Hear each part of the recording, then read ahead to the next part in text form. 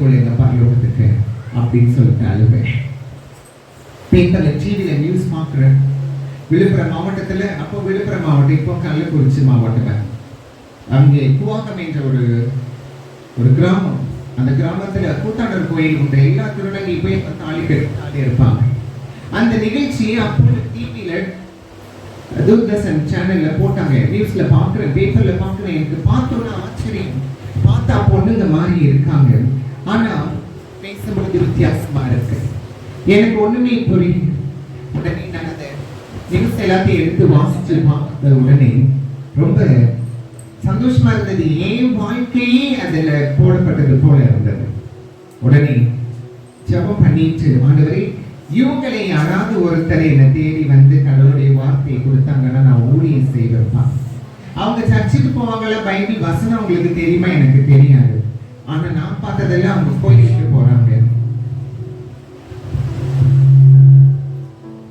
நான் பார்த்ததெல்லாம் அவங்க கோயிலுக்கு போறாங்க. ஆனா அவங்களுக்கு பைபிள் வார்த்தை தெரியுமா எனக்கு தெரியாது சுவாமி அப்படின்னு உட்கார்ந்து ஜெபம் பண்ணேன். ஆண்டவர் ஜெபத்தை கேட்பாரு இல்லைங்க? கேட்பாரு இல்லைங்க? கேட்பாரு என்று சொல்லி ஆமென் சொன்னவங்க ஜெபத்தை சீக்கிரமாய் கேட்கிறாங்க. அவர் ஜெபத்தை கேட்கிற தேவன். அவர் செவிடு இல்ல, அவருடைய காது கேட்கிற திறனற்ற இல்ல, கேட்கிற திறன். அவர் எல்லோரையும் பார்க்கிறவர். அவர் நம்ம விண்ணப்பத்தை கேட்கின்ற ஒரு தேவன். அப்படிப்பட்ட ஒரு கடவுள் என்னுடைய வலியின் கஷ்டத்தையும் தெரியாம இருக்குமா? வலியின் கஷ்டம் தெரியாம இருக்குமா? கட்டாயம் தெரியும்.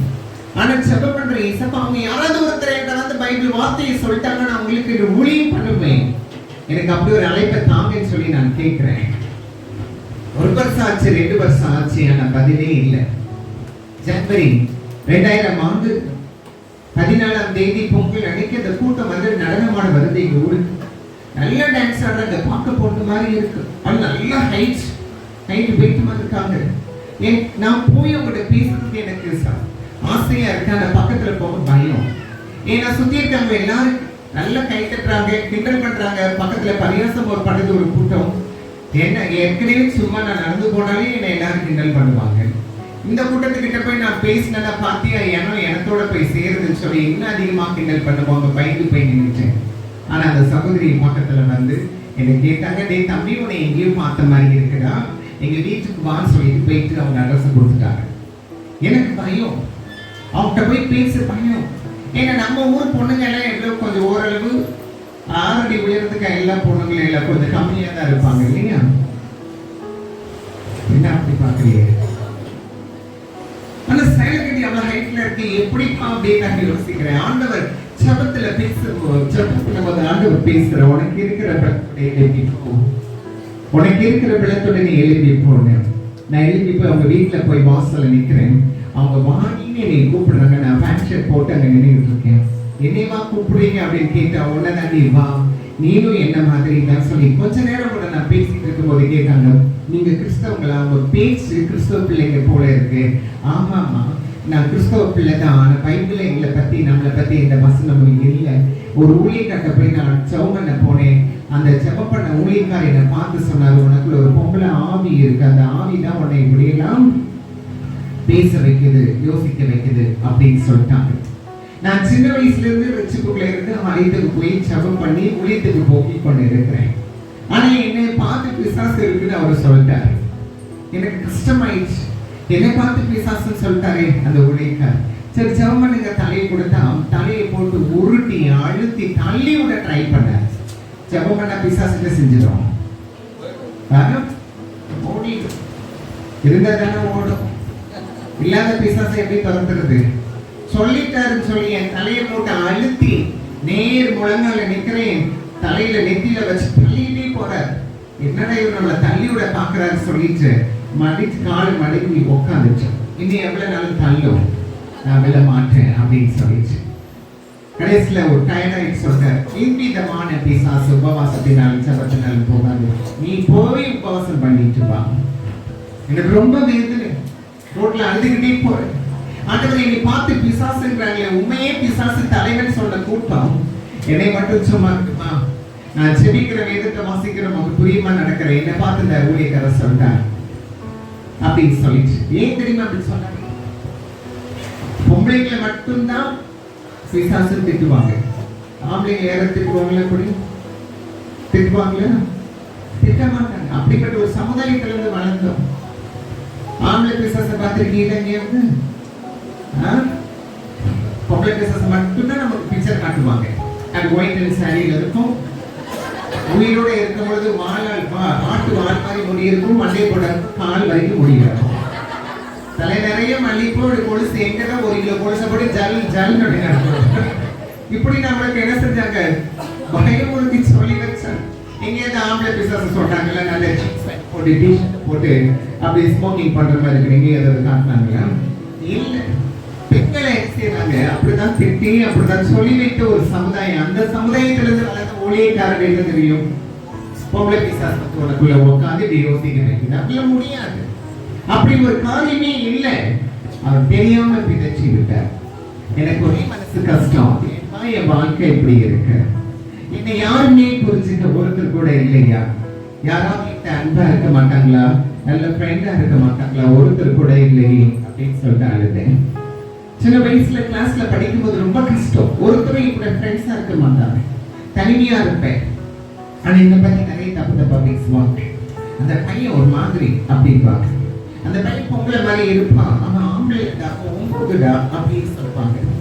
முன்ன விட்டு பின்னாடி பேசுவாங்க, டீச்சர் அவமானமா சொல்லுவாங்க. இதெல்லாம் கேட்டுட்டு படிக்கிறதுக்கு மனதில்லை.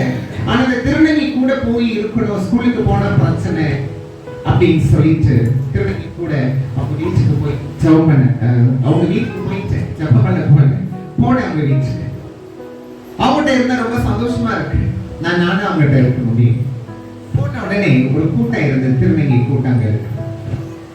அவங்க பார்த்துட்டு எனக்கு பாரதின்னு அவங்கதான் பேரே வச்சாங்க.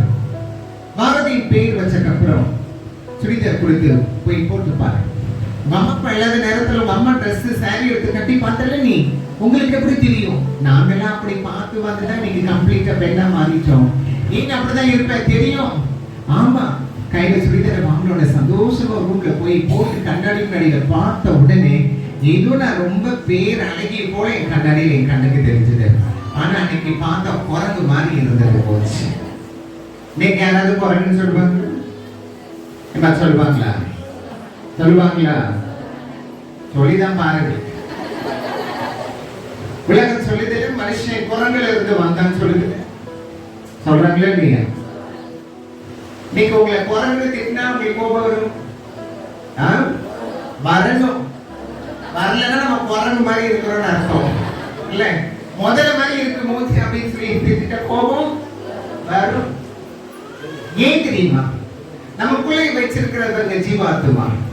அந்த ஆத்மா தேவ சாயல இருக்கு. அவருடைய ஜீவ சுவாசத்தை ஊதி நம்மை படைத்திருக்கிறார். அந்த ஆத்மா தேவ சாயல இருக்கு. அந்த சாயல் தேவனை போல இருக்கிறதுனால நம்ம யாராவது பிசாசுன்னு சொன்னாலும் சரி, பொருள்னு சொன்னாலும் சரி, நமக்கு என்ன வரும்? வரணும். வந்தது எனக்கும் பரவாயில்ல. கண்ணனை பார்த்தா அப்படி இருந்துச்சு. ஆனா நீ ஆண்டவர் மாத்திட்டார், தேவநாம மகிமையாக மாத்திட்டார். கொஞ்சம் கொஞ்சமா அவங்களோட ரொம்ப நட்பு வச்சுட்டு என்ன பண்ணிட்டேன், ஸ்கூலுக்கு போறதை நிப்பாட்டிட்டேன். ஸ்கூல்ல போனா பசங்க கிண்டல் பண்ணுவாங்க, நம்ம ஏன் இங்க போகணும், வேண்டாம். இங்கே இவங்கிட்ட ரொம்ப சமாதானமா இருக்கு. நானா இருக்கிற எங்களோட அவங்க எல்லாம் சினிமா பாடலுக்கு பிராக்டிஸ் பண்ணிட்டு ஊருன்னா போய் திருவிழா நாட்கள்ல ஃபங்க்ஷன் டைம்ல டான்ஸ் ஆடுவாங்க. ஒரு நாள் ஸ்கூலுக்கு போகாம எங்களோட சேர்ந்து போயிட்டேன். எங்க அம்மாட்ட போய் சொல்லிட்டு போனேன். போன இடத்துல அவங்க எல்லாரும் என்ன பண்ணிட்டாங்க, என்னை கூட்டிட்டு போனவங்க அவங்க கிராமங்கள ரசிகர்கள் மன்றம், சினிமா ரசிகர்கள் மன்றம். அந்த காலத்துல ஒரு ஐயா வந்துட்டு கேசட் கொடுத்து, இந்த பாடலுக்கு நீங்க உங்க ஆட்களை யாராவது ஆட சொல்லுங்க. யாரும் அதுக்கு பிராக்டிஸ் பண்ணல, நான் மட்டும் இருக்கிறேன். உடனே என்கிட்ட வந்து அந்த ஒரு திருநங்கை சொன்னாங்க, அடியே பக்தி ஏதா நல்ல டான்ஸ் ஆடுவதில்ல, இந்த பாடுக்கு ஆடு அப்படின்ட்டான். எனக்கு ஆட சொன்னது கூட பெருசா தெரியல.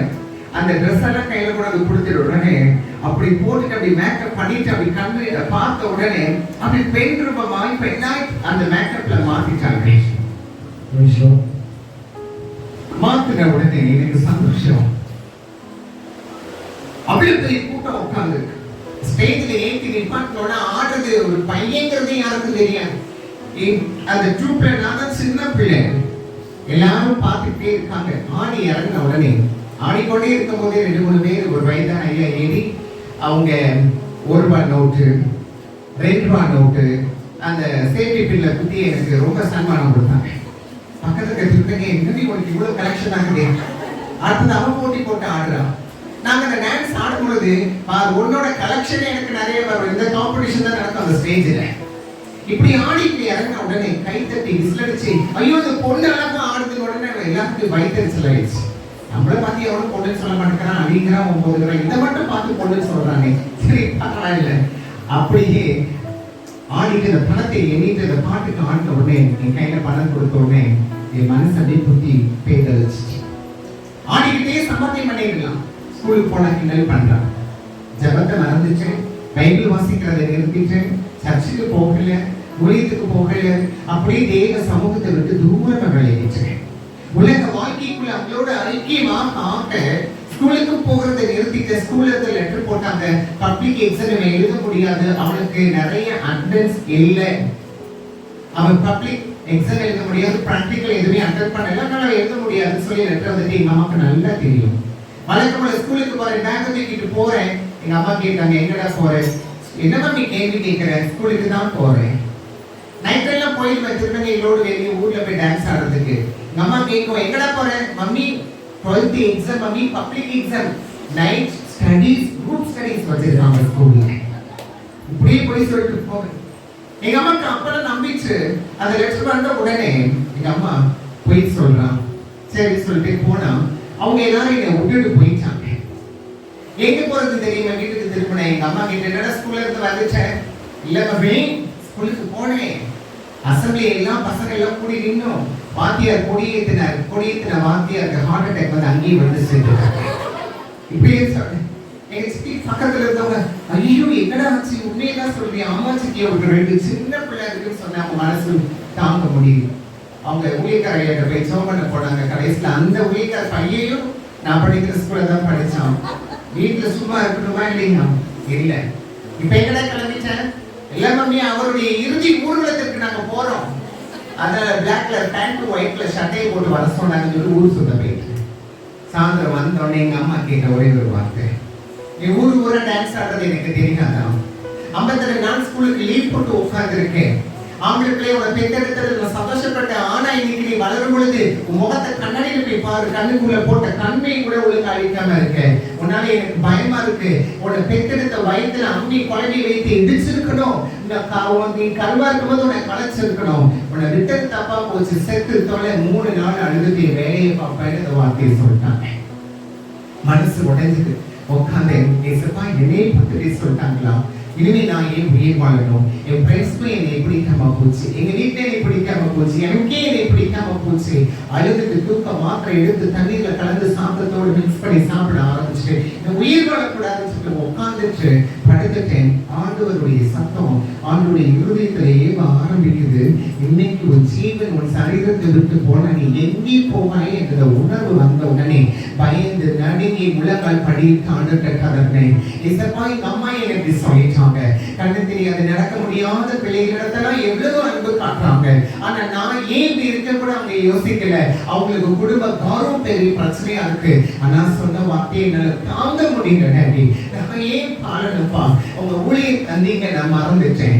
செடிக்கல எனக்கு ஏன் இவ்வளவு அன்பு காட்டுறீங்க? ஜீவனை தந்த நான் உங்களுக்கு ஊழியர் செய்து செத்துட்டான். ஆண்டவரே நான் மன்னிச்சு பரலோகத்துக்கு எடுத்துக்கொள்ளுங்க, நரகத்துல மட்டும் போட்டுட்டாதீங்கன்னு சொன்ன அழுது ஜெபம் பண்ணேன். அடுத்து வயிற்று வலி வந்து அத்தனையும் வாந்தி பண்ணி போட்டு ஆண்டவரின் ஜீவனை எனக்கு காட்டுறாங்க. அழைத்த தேவர்கள் உங்களை இந்த தேசத்துல உருவாக்கி வைத்திருக்கிறோம். இந்த உலகத்திற்கு நீங்கள் நானும் வெளிச்சமாக அழைக்கப்பட்டு இருக்கிறோம், ஆசீர்வாதமாக உருவாக்கப்பட்டு இருக்கிறோம். ஒரு பொழுது உங்க படைப்பை குறித்து நீங்க என்ன செய்யாதீங்க. ஆண்டவருடைய ஏழு மனசு கேட்காதீங்க. நீங்கள் நான் இந்த தேசத்தின் வெளிச்சம் ஆசீர்வாத ஊற்றுக்கண்கள். ஏன்னா உங்க மேல அவர் தம் ரத்தத்தை சிந்தி உங்களை அவருக்கு சொந்த பிள்ளைகளாய் வளர்க்கறை கொடுத்து எனக்கா உண்மைதான். உலகமே நம்மளை நேசிக்காம இருக்கு. உலகமேனா நம்ம மேல நம்பிக்கை வைக்காம இருக்கலாம், உலகமேனா நம்பி நமக்கு எந்த பொறுப்பை கொடுக்காம இருக்கலாம். ஆனா உங்களை என்னை நம்பி கடவுள் என்ன பொறுப்பு கொடுத்திருக்காரு தெரியுமா? அந்த பரலோக ராஜ்யத்தில் ஆத்துமாக்களை நிரப்பும்படி ஆண்டவர் உங்களை என்னை கடவுள் வச்சிருக்காரு. ஆனா நான் யோசிக்கிறது இல்லை, நானும் யோசிக்கல. கொஞ்ச நாள் இந்த உலக வாழ்க்கைக்குள்ள போனதுனால அந்த கை தட்டுன அந்த விசில் சத்தம், அந்த ஆரவாரம் புகழ்ந்து பேசின அந்த வார்த்தைக்கு என் காது மதிமயங்கி போய் உட்கார்ந்து இருக்கு. ஆனா ஒரு பக்கத்து என் பிள்ளைகளுக்காக ஜெபம் பண்ண உழைத்துக்கு போறது நான் மறந்துட்டேன். எவ்வளவு வேதனை இருக்கும் தெரியுமா? என்னைக்குமே கிறிஸ்துவ வாழ்வு ஒரு வாழ்க்கை இல்லை. ஒவ்வொரு நாளும் அவரோடு இணைந்து நம்ம செபிக்கும் பொழுது அவர் நம்மோடு கூட பேசுற காரியங்கள், நம்ம அவர் சித்தத்துக்கு இணங்கி நடக்கும் பொழுது அங்க ஒரு பெரிய ஒரு காரியங்களை கர்த்தர் செய்ய ஆண்டவர் அந்த உறவுக்குள்ளாக நம்மளை அழைச்சு வச்சிருக்கிறார். ஏதோ சுகத்துக்காகவோ சொத்துக்காகவோ படிப்புக்காகவோ ஆசீர்வாதத்துக்காக மாத்திரம் ஆண்டவர் உங்களை என்னைய அழைக்கல. உங்களை என்ன நம்புகிறார் இந்த உலகத்துல, உங்களை என்னை கொண்டு போய் இருளில் இருக்கிற சடங்களை விடுதலையாக்கி, அந்த சிறைப்பட்டு பாவத்திலே சிக்குண்டு நரகத்தில் போய் கொண்டிருக்கிற சடங்களை விடுதலையாக்கி அந்த தேவ ராஜ்யத்தில் கொண்டு நிறுத்தபடியாக எங்கேயோ ஒரு கருவியாக, எங்கேயோ ஒரு ஆயுதமாக ஆண்டவர் உங்களை என்னைய கடவுள் பயன்படுத்துவார் என்பதை மறந்துடாதீங்க. நான் மறந்துட்டேன். நேற்று படிக்க போனேன். எங்க அம்மா அப்பா எங்க சேர்த்து விட்டாங்க. கம்மியா மார்க் எடுத்த எங்க அம்மா அப்பாவுக்கு ரொம்ப கோபம். எங்க குடும்பத்திலே நான் நல்லா படிப்பேன், நல்லா படிக்கிற பையன் இவ்வளவு கம்மியா மார்க் வாங்கிட்டு ரொம்ப அதிருப்தி ஆகி எங்க அப்பா சொல்லிட்டாரு, இவன் நம்ம கோயிலுக்கு வரல, எங்க அப்பா ஆடுற சாமியை ஆட மாட்டி அங்க போய் திருவிழாவில் போய் விரதம் இருந்து அந்த சாமியை சுமந்து ஆட மாட்டேங்கிறான், அதனால அந்த சாமியை இவன் என்ன பண்ணிட்டு இவனை பொம்பளைய மாத்துது அப்படின்ட்டாரு. சொல்லி கொடுத்துருக்காங்க வந்தவங்க. ஆனா நான் சின்ன வயசுல இருந்து அப்படிதான் இருக்குங்கிறது அவங்களுக்கு தெரியும். ஆனாலும் அவங்களுக்கு அந்த என்னை காயப்படுத்துங்கிறதுக்கு அந்த வார்த்தையை சொன்னாங்க. எனக்கு ரொம்ப சங்கடம். காலேஜுக்கு போ, மேற்பட்ட ஹையர் ஸ்டடீஸ் பண்ண, ஸ்கூல்லே பாடு ஜாஸ்தி. உங்களுக்கு தெரியாது பிள்ளைங்க ஸ்கூலுக்கு போயிட்டு வீட்டுக்கு வரும்பொழுது தயவு செஞ்சு பெற்றவங்க ஸ்கூல்ல என்ன நடக்குதுங்கிறத மனசு விட்டு பிள்ளைங்கிட்ட நேரம் செலவு பண்ணி கேளுங்க. எனக்கு அவ்வளவு அவமானம் நடக்குது. நான் ஸ்கூல்ல பப்ளிக் டாய்லெட் நான் யூஸ் பண்ணவே மாட்டேன். என் பசங்க என்ன ரொம்ப சந்தேகப்படுவாங்க, இது பொண்ணா பையனா சொல்லி அவமானமாக நடத்துறவங்க. தெரியுமதை எட்டு பக்கத்துக்கு போயிடுவாங்க, கணத்தை பிடிச்சிக்கிடுவாங்க. ஒரு பெண் கிட்ட பண்ற அத்தனை செட்டில என்ன பண்ணாங்க, ஒரு ஆள்கிட்ட போய் சொல்ல கூட என்னால முடியாது. அழுதுட்டு உட்கார்ந்து என் பையனை எப்படி நடத்துறாங்க அந்த பசங்க எல்லாம், ஏன் இவ்வளவு அவமானப்படுத்துறாங்க அப்படின்னு உட்கார்ந்து அழுவே. அம்மாட்ட வந்து சொன்னா அடிச்சு, நீ ஒழுங்கு ஆம்பளை மாதிரி நட, ஆம்பளை மாதிரி வாழைய முடியல, எங்க நான் நடக்கிறது கஷ்டம். இதே போல எல்லா திருமணி பிள்ளைங்க சின்ன வயசுல என்னன்னா இந்த பிரச்சனையை சந்திக்க முடியாம, அவமானத்தை சந்திக்க முடியாம நிறைய பிள்ளைங்க சூசைட் பண்ணி இறந்துருக்காங்க. அது வெளியே தெரியாது, ஏன் இறந்ததுன்னு தெரியல. கிண்டல் கேள்வி ஒதுக்கி வைக்கிறது. எப்படி இந்த பிள்ளைங்க வாழுற உலகத்துல மறுபடியும் வேற ஸ்கூல்ல போய் சேர்த்து கம்மியா மார்க் எடுத்துங்கிறது அவங்க ஏது பிள்ளை இப்படி எடுத்துச்சு, நல்லா படிக்கிற பிள்ளை தானங்கிறத அவங்க யோசிக்கல. ஒரு டாக்டர் கூட்டிட்டு போய் எதுவுமே கன்சல்ட் பண்ணல, எடுக்கல மார்க் அப்படின்னு சொல்லிட்டு காலேஜ்ல கொண்டு சேர்க்க போனாங்க. நான் காலேஜ்ல சேர மாட்டேன். ஸ்கூல்லயே எனக்கு அவ்வளவு டார்ச்சர் இந்த பசங்க முடியும். இன்னும் பசங்க ஹையர் ஸ்டடீஸ்ல பசங்க ரொம்ப மெச்சூர்டா இருப்பாங்க. நான் போக மாட்டேன். என் பேக் எடுத்து ஒழிச்சு வைப்பாங்க, போன டிஃபன் பாக்ஸ்ல சாப்பாடு எடுத்துருவாங்க. பாத்ரூம் நான் வீட்டுக்கு வந்துதான் நான் அந்த டாய்லெட் யூஸ் பண்ணுவேன். உடல் ரீதியாக மன ரீதியாக ரொம்ப டிஸ்டர்ப் ஆகி உட்கார்ந்து இருக்க நேரத்துல தேவனுடைய ஆலயத்தில் மட்டும்தான் அழுது ஜெபம் பண்ணுவேன். ஆனா சர்ச்சில் மட்டும் யாருமே எனக்கு கேள்வி பண்ணதே இல்லை. அவங்க நம்ம ஆத்மாவை பார்க்கும்பொழுது எப்படி கிண்டல் பண்ணுவாங்க. எங்க அம்மா சொன்னாங்க, ஏய் ஸ்கூலுக்கு போகல காலேஜுக்கு போகலன்னா தென்னத்துக்கு கூட சோறு போட முடியாது, அப்பா திட்டுற, போ வேலைக்கு அப்படின்னு வேலைக்கு அனுப்பி வச்சு. வேலைக்கு போன இடத்துலயும் பையனா வேலைக்கு போற என்னால முடியலங்க. அதே ஆண் பெண் நல்லா வேலை செய்யறேன், ஆனா அதே ஆண் பெண் பிரச்சனையில என்னால வேலை செய்ய முடியல. வீட்டுக்கு வந்த உடனே எங்க அக்கா சொல்லிச்சு, 12th முடிச்சுட்டு எங்கம்மா வேலைக்கு போவான், கூலி வேலைக்கு தான் அவன் போகணும், மேற்கொண்டு ஏதாவது படிக்க வேண்டிய சொல்லிட்டு லேப் டெக்னீஷியன் கொண்டு போய் என்ன சேர்க்கிறாங்க. சந்தோஷமா போறேன். திருநெல்வேலியோட எல்லா ஐக்கியம் இருக்கு, ஆனாலும் நான் போறேன். போகும் பொழுது அந்த முகம் கொஞ்சம் கொஞ்சமாக மாறுது. அந்த ஆண் முகத்துல இருந்து பெண் முகத்துக்கு மாறுது. மாறுகிற சூழ்நிலையில காலேஜுக்கு போகும்போது வித்தியாசமா பார்க்கறாங்க. இருந்தாலும் அவங்க லேப் டெக்னீஷியன்ஸ் மெடிக்கல் ஃபீல்டு நான் படிக்க போயிட்டேன். வாத்தியார் வந்தார், கிளாஸ்மேட். அட்னன்ஸ் எடுத்து டிக் பண்றார், என் பேரை சொல்லி பார்க்குறார். எங்க அம்மா அப்பா வச்ச பேரை சொல்லிட்டு என்னை பார்த்த உடனே அவருக்கு எங்கேயும் பார்த்த ஞாபகம் கிடைக்கிறாரு. தம்பி உன்னை எங்கேயும் பார்த்த மாதிரி இருக்கிறா. நான் உடனே மனசுல சொன்னேன், ஏசப்பா இவரு அன்னைக்கு ஒரு ஊர்ல டான்ஸ் ஆடும்போது எனக்கு டான்ஸை பாராட்டி 100 ரூபாய் கொடுத்த வாத்தியார் போல இருக்கு. அவரு எங்க கிளாஸ் டீச்சராக வந்திருக்கிறாரு. அவரு என்ன இந்த ஊர்ல பொங்கல் ட்ரெஸ் போட்ட ஆனது இவங்க என்ன செஞ்சிடக்கூடாது, கண்டுபிடிச்சிடக்கூடாதுன்னு ஜோ பண்ணிட்டு இருக்கேன். முதல் நாள் பார்த்தா, 2 நாள் பார்த்தா, 1 வாரத்துக்குள்ள கண்டுபிடிச்சிட்டேன். என்ன டான்ஸ் தான், என்ன நடினம். நான் இது ஒரு சின்ன பொண்ணதான் ஏற்றி டான்ஸ் ஆட விட்டுருக்காங்க. பார்த்தா பின்னாடி தான் சொன்னாங்க, அது போட்டியில அது பையன் அப்படின்னு சொன்னாங்கடா. நான் உனக்கு 100 ரூபாய் கொடுத்த ஞாபகம் இருக்கான்னு கேட்டாரு. ஐயோ திரும்ப அந்த 100 ரூபாய் கேட்பாரு போல இருக்கு அப்படின்னு நினைச்சிட்டு கிடைத்த பக்கத்துல இருக்க பசங்க எல்லாம் பார்த்தாங்க. இது ஏற்கனவே ஒரு மாதிரியா இருக்கு. வாத்தியார் வந்து இருந்தா இது அப்படிதான்ப்பான்னு சொல்லி பசங்க கையில பிடிச்சு கொடுத்தது மாதிரி இருந்துச்சு. அன்னைக்கு டார்ச்சர், பிரச்சனை, போராட்டம். ஸ்கூல் அங்கே காலேஜுக்கு போகாம நின்றுட்டேன். எங்க அம்மாவுக்கு ரொம்ப போகும். படிக்க துப்பில்ல, வேலைக்கு போக மக்கள் என்னத்துக்கு தான் நீங்க இருக்கிறல, ஏன் இப்படி பண்றேன்னு சொல்லிட்டு என் அவமானமா என் தம்பியை பார்த்துட்டு சொன்னாங்க, பாரு உனக்கு பின்னாடி உன் கரம் பிடிச்சு நடந்த பையலை பாரு, எப்படி ஆம்பளை மாதிரி நடக்கிறான், எப்படி ஆம்பளை மாதிரி இருக்கிறான் பார் அப்படின்னு ஒரு அசிங்கமான ஒரு வார்த்தை சொன்னாங்க. மூத்திரத்தை வாங்கி குடிச்சா கூட உனக்கு அறிவு வராதுடா அப்படின்னு சொல்லி கொடுத்தாங்க. எனக்கு ரொம்ப அவமானமா இருந்துச்சு அந்த வார்த்தையை கேட்க உடனே. நான் என்ன தப்பு பண்ணேன், என்ன பாவம் பண்ணேன், ஏன் இவ்வளவு பரியாசம் பண்ணேன்? பரவாயில்ல, எங்க அம்மாட்ட சொன்னேன், உங்களுக்கு நான் பாருங்க அந்த ஊர்ல இருக்க மாட்டேன், நான் சென்னைப்பட்டினத்துக்கு போறேன். எனக்கு திருநங்கை நண்பர் ஒருத்தர் சென்னைப்பட்டினத்துக்கு வந்தாங்க. அவங்க வீட்டுல வந்து தங்கி இருந்தேன். அவங்க ஒரு கிறிஸ்தவங்களா இருந்தாங்க. அவங்க வீட்டுல இருந்தேன். அங்க வந்து சேவையை மாத்திச்சேன். சில தான் கெட்டது, சுடிதார் தான் போடுறது, முடி வளர்ந்துருச்சு, முகம் மாறிட்டு இருக்கு, ஹார்மோன்ஸ் டேப்லெட்ஸ் எல்லாம் எடுக்க ஆரம்பிச்சிட்டோம். ஆட்டோமேட்டிக்கா கடைசி ஃபைனல் என்னுடைய சர்ஜரி மட்டும் பண்ணி நான் பெண்ணா மாறணும். பணம் நிறைய ஆகுது. வேலை கேட்டு பார்த்தா சேலை கேட்ட திரும்ப எனக்கு வேலை கொடுக்க மாட்டேன்ட்டான். ஆஸ்பத்திரியில போய் ஒரு ட்ரீட்மெண்ட் எடுக்க போன டாக்டர் கூப்பிட்டு பார்த்து அவங்க ட்ரீட்மெண்ட் கொடுக்க மாட்டாரு. டிக்கெட்டே எடுத்துட்டு பஸ்ல உட்கார்ந்து இருந்தாங்க. பஸ் நிறைய கூட்டம் இருந்தா கண்டக்டர் வந்து ஏய் எலும்பு அப்படின்னு சொல்லி யாராவது டிக்டாக்கா ட்ரெஸ் பண்ணிட்டு வந்திருந்தா அவங்கள உட்கார வச்சு பரிகாசம் பண்ணுவாங்க. அப்படி சூழ்நிலையில மதிக்காத ஒரு இடத்துல பஸ்ல ஏன் பின்னாடி இருக்க துணி பிடிச்சிருப்பாங்க. அங்க யார் என்ன பண்றாங்க தெரியாது. ரோட்ல இருந்தா கல்ல விட்டு அடிப்பாங்க. இப்படிப்பட்ட சூழ்நிலை அன்னைக்கு இருந்த நேரத்துல ஒரு கொசு பிடிக்கிற இடத்துல, ஒரு ஊருக்கு ஓரமா இருக்கிற இடத்துல தான் இருக்க முடியும். அங்க பொது இடங்களை நிற்க முடியாது. ஊரே என்ன செய்யும், வேடிக்கை பார்ப்போம். ஏன்னா அந்த நேரத்துல அந்த ஆண் முகமும் பெண் முகமும் கலங்கி ஒரு வித்தியாசமாக இருக்கும். யாராவது உங்களை விட்டு பார்த்தா நீங்க என்ன செய்வீங்க?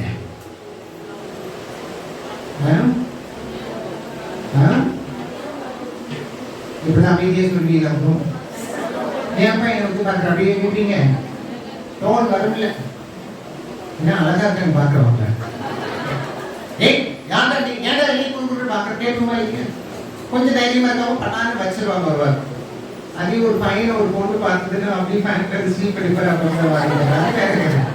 ஆனா நம்மளை பார்க்கும்போது ஒரு நபர் ஒருத்தரை பார்த்தாலே, ஒரு பெண்ணை உற்று பார்த்தாலே ஏமா அப்படி பார்க்கணும் நம்ம கேட்போம் இல்லையா? அவன் அவமானமா பார்க்கல, பரியாசமா பார்க்கல. நம்ம அழகா ட்ரெஸ் கேட்டீங்கன்னா தலைவாரி இருந்தாதான் பார்ப்போம். ஆனா எங்க ஊர் உலகமே என்ன வேடிக்கை பார்க்கணும். நடந்து போனா அப்படி எல்லாம் ஆட்டோமேட்டிக் என்ன திரும்பி பார்ப்பான். வேதனையோட வீட்டுக்கு திரும்பி வரணும். ஏன் இந்த வாழ்க்கை சரி, யாரும் வேலை கொடுக்கல, நமக்கு என்ன செய்ய முடியும் சொல்லிட்டு பிச்சை எடுத்தாங்க நம்ம வாழ்க்கையாகும். மற்ற சகத்திரனை போல நானும் கடற்கரை என் கைது பிச்சை எடுக்க நான் போயிட்டேன். என் குடும்பத்தை நினைச்சு பார்க்கேன், என் சொந்த பந்தங்களை நினைச்சு பார்க்கிறேன். ஊருக்கு வந்தேன், உயிரோட இருக்கிறவன் கூட தேடி வரல, விசாரிக்கல. அன்னைக்கு போன்லாம் கிடையாது, காயின் பாக்ஸ்ல தான் போட்டு போன் பண்ணுவாங்க. கையில இந்த வச்சிருக்கிற ஹேண்ட் போன் கிடையாது. ஆனா அந்த நாளில் யாரும் தேடி வரல, விசாரிக்கல. கைதுக்கு ஒவ்வொரு கடையா போய் காசு கேட்டு காசு வாங்கி கையில வச்சுட்டு கண்ணீர் கொடுத்து அழுவேன். எனக்கு ஏன் இந்த தலையெடுத்து ஆண்டவரே? என் குடும்பத்துல எங்க அப்பா 6 வீட்டுக்கு வாடகை விட்டு உட்காந்து நல்ல சம்பாத்தியத்துல இருக்காரு. ஆனா நான் இன்னைக்கு ஒருத்தரோட 1 ரூபாய் 50 பைசா 25 பைசான்னு சொல்லி வாங்கி நான் சாப்பிடணுமான்ட்டு வாங்கி கலெக்ட் பண்ணி பழகி போச்சு. ஒரு கடையில போய் அண்ணா கொடுங்கன்னு சொல்லி கேட்டேன். ஒரு கடையில வசனம் போடி இருந்தது பார்த்த உடனே அண்ணா ஸ்தோத்திரம் நான் காசு கொடுங்க அப்படின்னு கேட்ட உடனே மேலே கேள்வி பார்த்து, உன் பேச்சு சென்னை பட்டணம் பேச்சு மாதிரி இல்லையா, ஊர் எதுமா? இந்த ஊர்ல இருந்து வந்தேன். நீ அப்படி இருக்கக்கூடாது, கிறிஸ்தவ மாதிரி தெரியுது, போ ஊருக்கு போ, நீ எல்லாம் பொழைச்சிக்கிட மாட்டேன், அந்த ஊர்ல போயிடு அப்படின்னாரு. இல்லைன்னா நான் ஊருக்கு போக முடியாது. கலெக்ஷன் பண்ண காசை ஒரு இடத்துல உட்காந்து எண்ணிக்கிட்டு இருந்தேன் எவ்வளவு வந்தது அப்படின்னு. ஏரியாவுக்கு ரவுடிங்க இருப்பாங்களே, இருப்பாங்களா இல்லையா? ஏன்னா அப்படி முறைக்கு நீங்க உங்களை பத்தி கேட்டுக்கணும். அந்த ஊர்ல ரவுடி இருந்தாங்க. ஏய் கமிஷன் எடு அப்படின்னா, ஏன்டா உனக்கு நான் என்ன கமிஷன் கொடுக்குறேன்? நானே கஷ்டப்பட்டு அவமானப்பட்டு காசு வாங்கி உட்காந்து என்றேன், உனக்கு ஏன்டா கொடுக்கணும்? உடனே ஒரு கத்தியை நீட்டி, நீங்க காசு நீ கொடுக்கல இடத்த விட்டு நீ போக முடியாது. அடுத்த வாரம் ஊருக்கு வந்து நீ கடை வாங்கி வசூல் பண்ண முடியாது. முகத்துல பிளேடு போட்டுடுவேன் அப்படின்னா எனக்கு குறைவாயிடும். அப்பப்ப கண்ணாடி பார்த்து இந்த முகம் பொம்பளை மாதிரி மாறிடுச்சா பார்த்த முகத்துல பிளேடு போடுவோன்னா அது எவ்வளவு அசிங்கமாயிடும். பயந்து போய் மனசுலேயே திட்டுறேன், வாயிட்டு திட்ட முடியல. கையில கத்தி வச்சிருக்காங்க, அவனோட நினைக்கிறேன் நானே பிச்சைக்காரி, என்கிட்ட பிச்சை இருக்கிற பெரிய பிச்சைக்கார புரிய நான் வந்து போயிடுச்சு. போலீஸ் தனி வர பூ இங்கெல்லாம் இருக்கக்கூடாது, உட பாரு இங்க ஒன்னால இந்த கூட்டம் பூந்து ரயில்வே ஸ்டேஷன் கூட திட்டாங்க. பஸ்ல ஏறி உட்கார்ந்து இருக்கேன். நான் சொல்றதெல்லாம் 2003-4 நடந்த சம்பவத்தை சொல்லிட்டு இருக்கேன். பஸ்ல ஏறி உட்காந்துட்டேன். பின்னாடி உட்காந்துருக்கேன். ஒரு அம்மா நரவச கர்ப்பிணி சகோதரி எழுப்பி வந்து உட்கார்றாங்க. மூச்சு வாங்க உட்காந்துருக்கு. உட்காந்துட்டு கேக்குது, ஏமா இந்த பஸ் இந்த ரூட் வழியா போகுமான்னு சொல்லி இந்த முகத்தை தாங்க அப்படி திருப்பி காட்டினாரு. ஆமாமா இந்த பஸ் இந்த ரூட்ல தான் போகணும் காட்டினேன். முகத்தை காட்டினதுக்கு பயந்து எரிச்சு அந்த சைடு வேற பக்கத்துல போய் உட்காந்துச்சு. இன்னைக்கு பாக்குற முகம் இன்னைக்கு இல்லை. பயமா இருக்க பார்த்தேன். அப்படியா சொன்னவங்க கடவுள் ஆசீர்வதிப்பார். எல்லாமே கிறிஸ்துக்கள் அழகுதான் இல்லையா? கருப்பா இருந்தாலும் பள்ளியை கொட்டி போயிருந்தாலும் பெரியமே ரூபவதி ரூபமே இல்லைனாலும் கடவுள் அழைப்பார் ரூபவதி. ஆமே சொன்ன பிள்ளைகள் ஆசையா அழையும் மாட்டாங்க. உலக மனிதன் சொல்லுவான், இன்னைக்கு நல்ல பழப்பழம் இருந்தாலும் உன்ன மாதிரி அழகுன்னு சொல்லுவான். ஒரு வருஷம் 2 வருஷம் மூஞ்சி அப்படியே சுருக்க வந்துச்சுன்னா கிளம்பி வாய் மூடி தம்மன்னு சொல்லுவான். அதான் உலகம். ஆனா என்னைக்குமே கர்த்தர் நம்மளை பெரியமே ரூபவதியே என்று அழைக்கின்றவரே. எனக்கும் ஆசை இருக்குல்ல, நம்ம அப்படியே துணையா மாறி அப்படி சினிமா ஸ்டார் மாறின்னு ஒரு ஆசை இருந்தது. ஆண்டவர் மண்டையில ஓங்கி ஒரு கொட்டி சொன்னார், உலக சாயல போலவே மாறுறது கூட நான் அழைச்சேன், நீ ஏன் சாயல மாறுறது கூட அழைச்சேன்.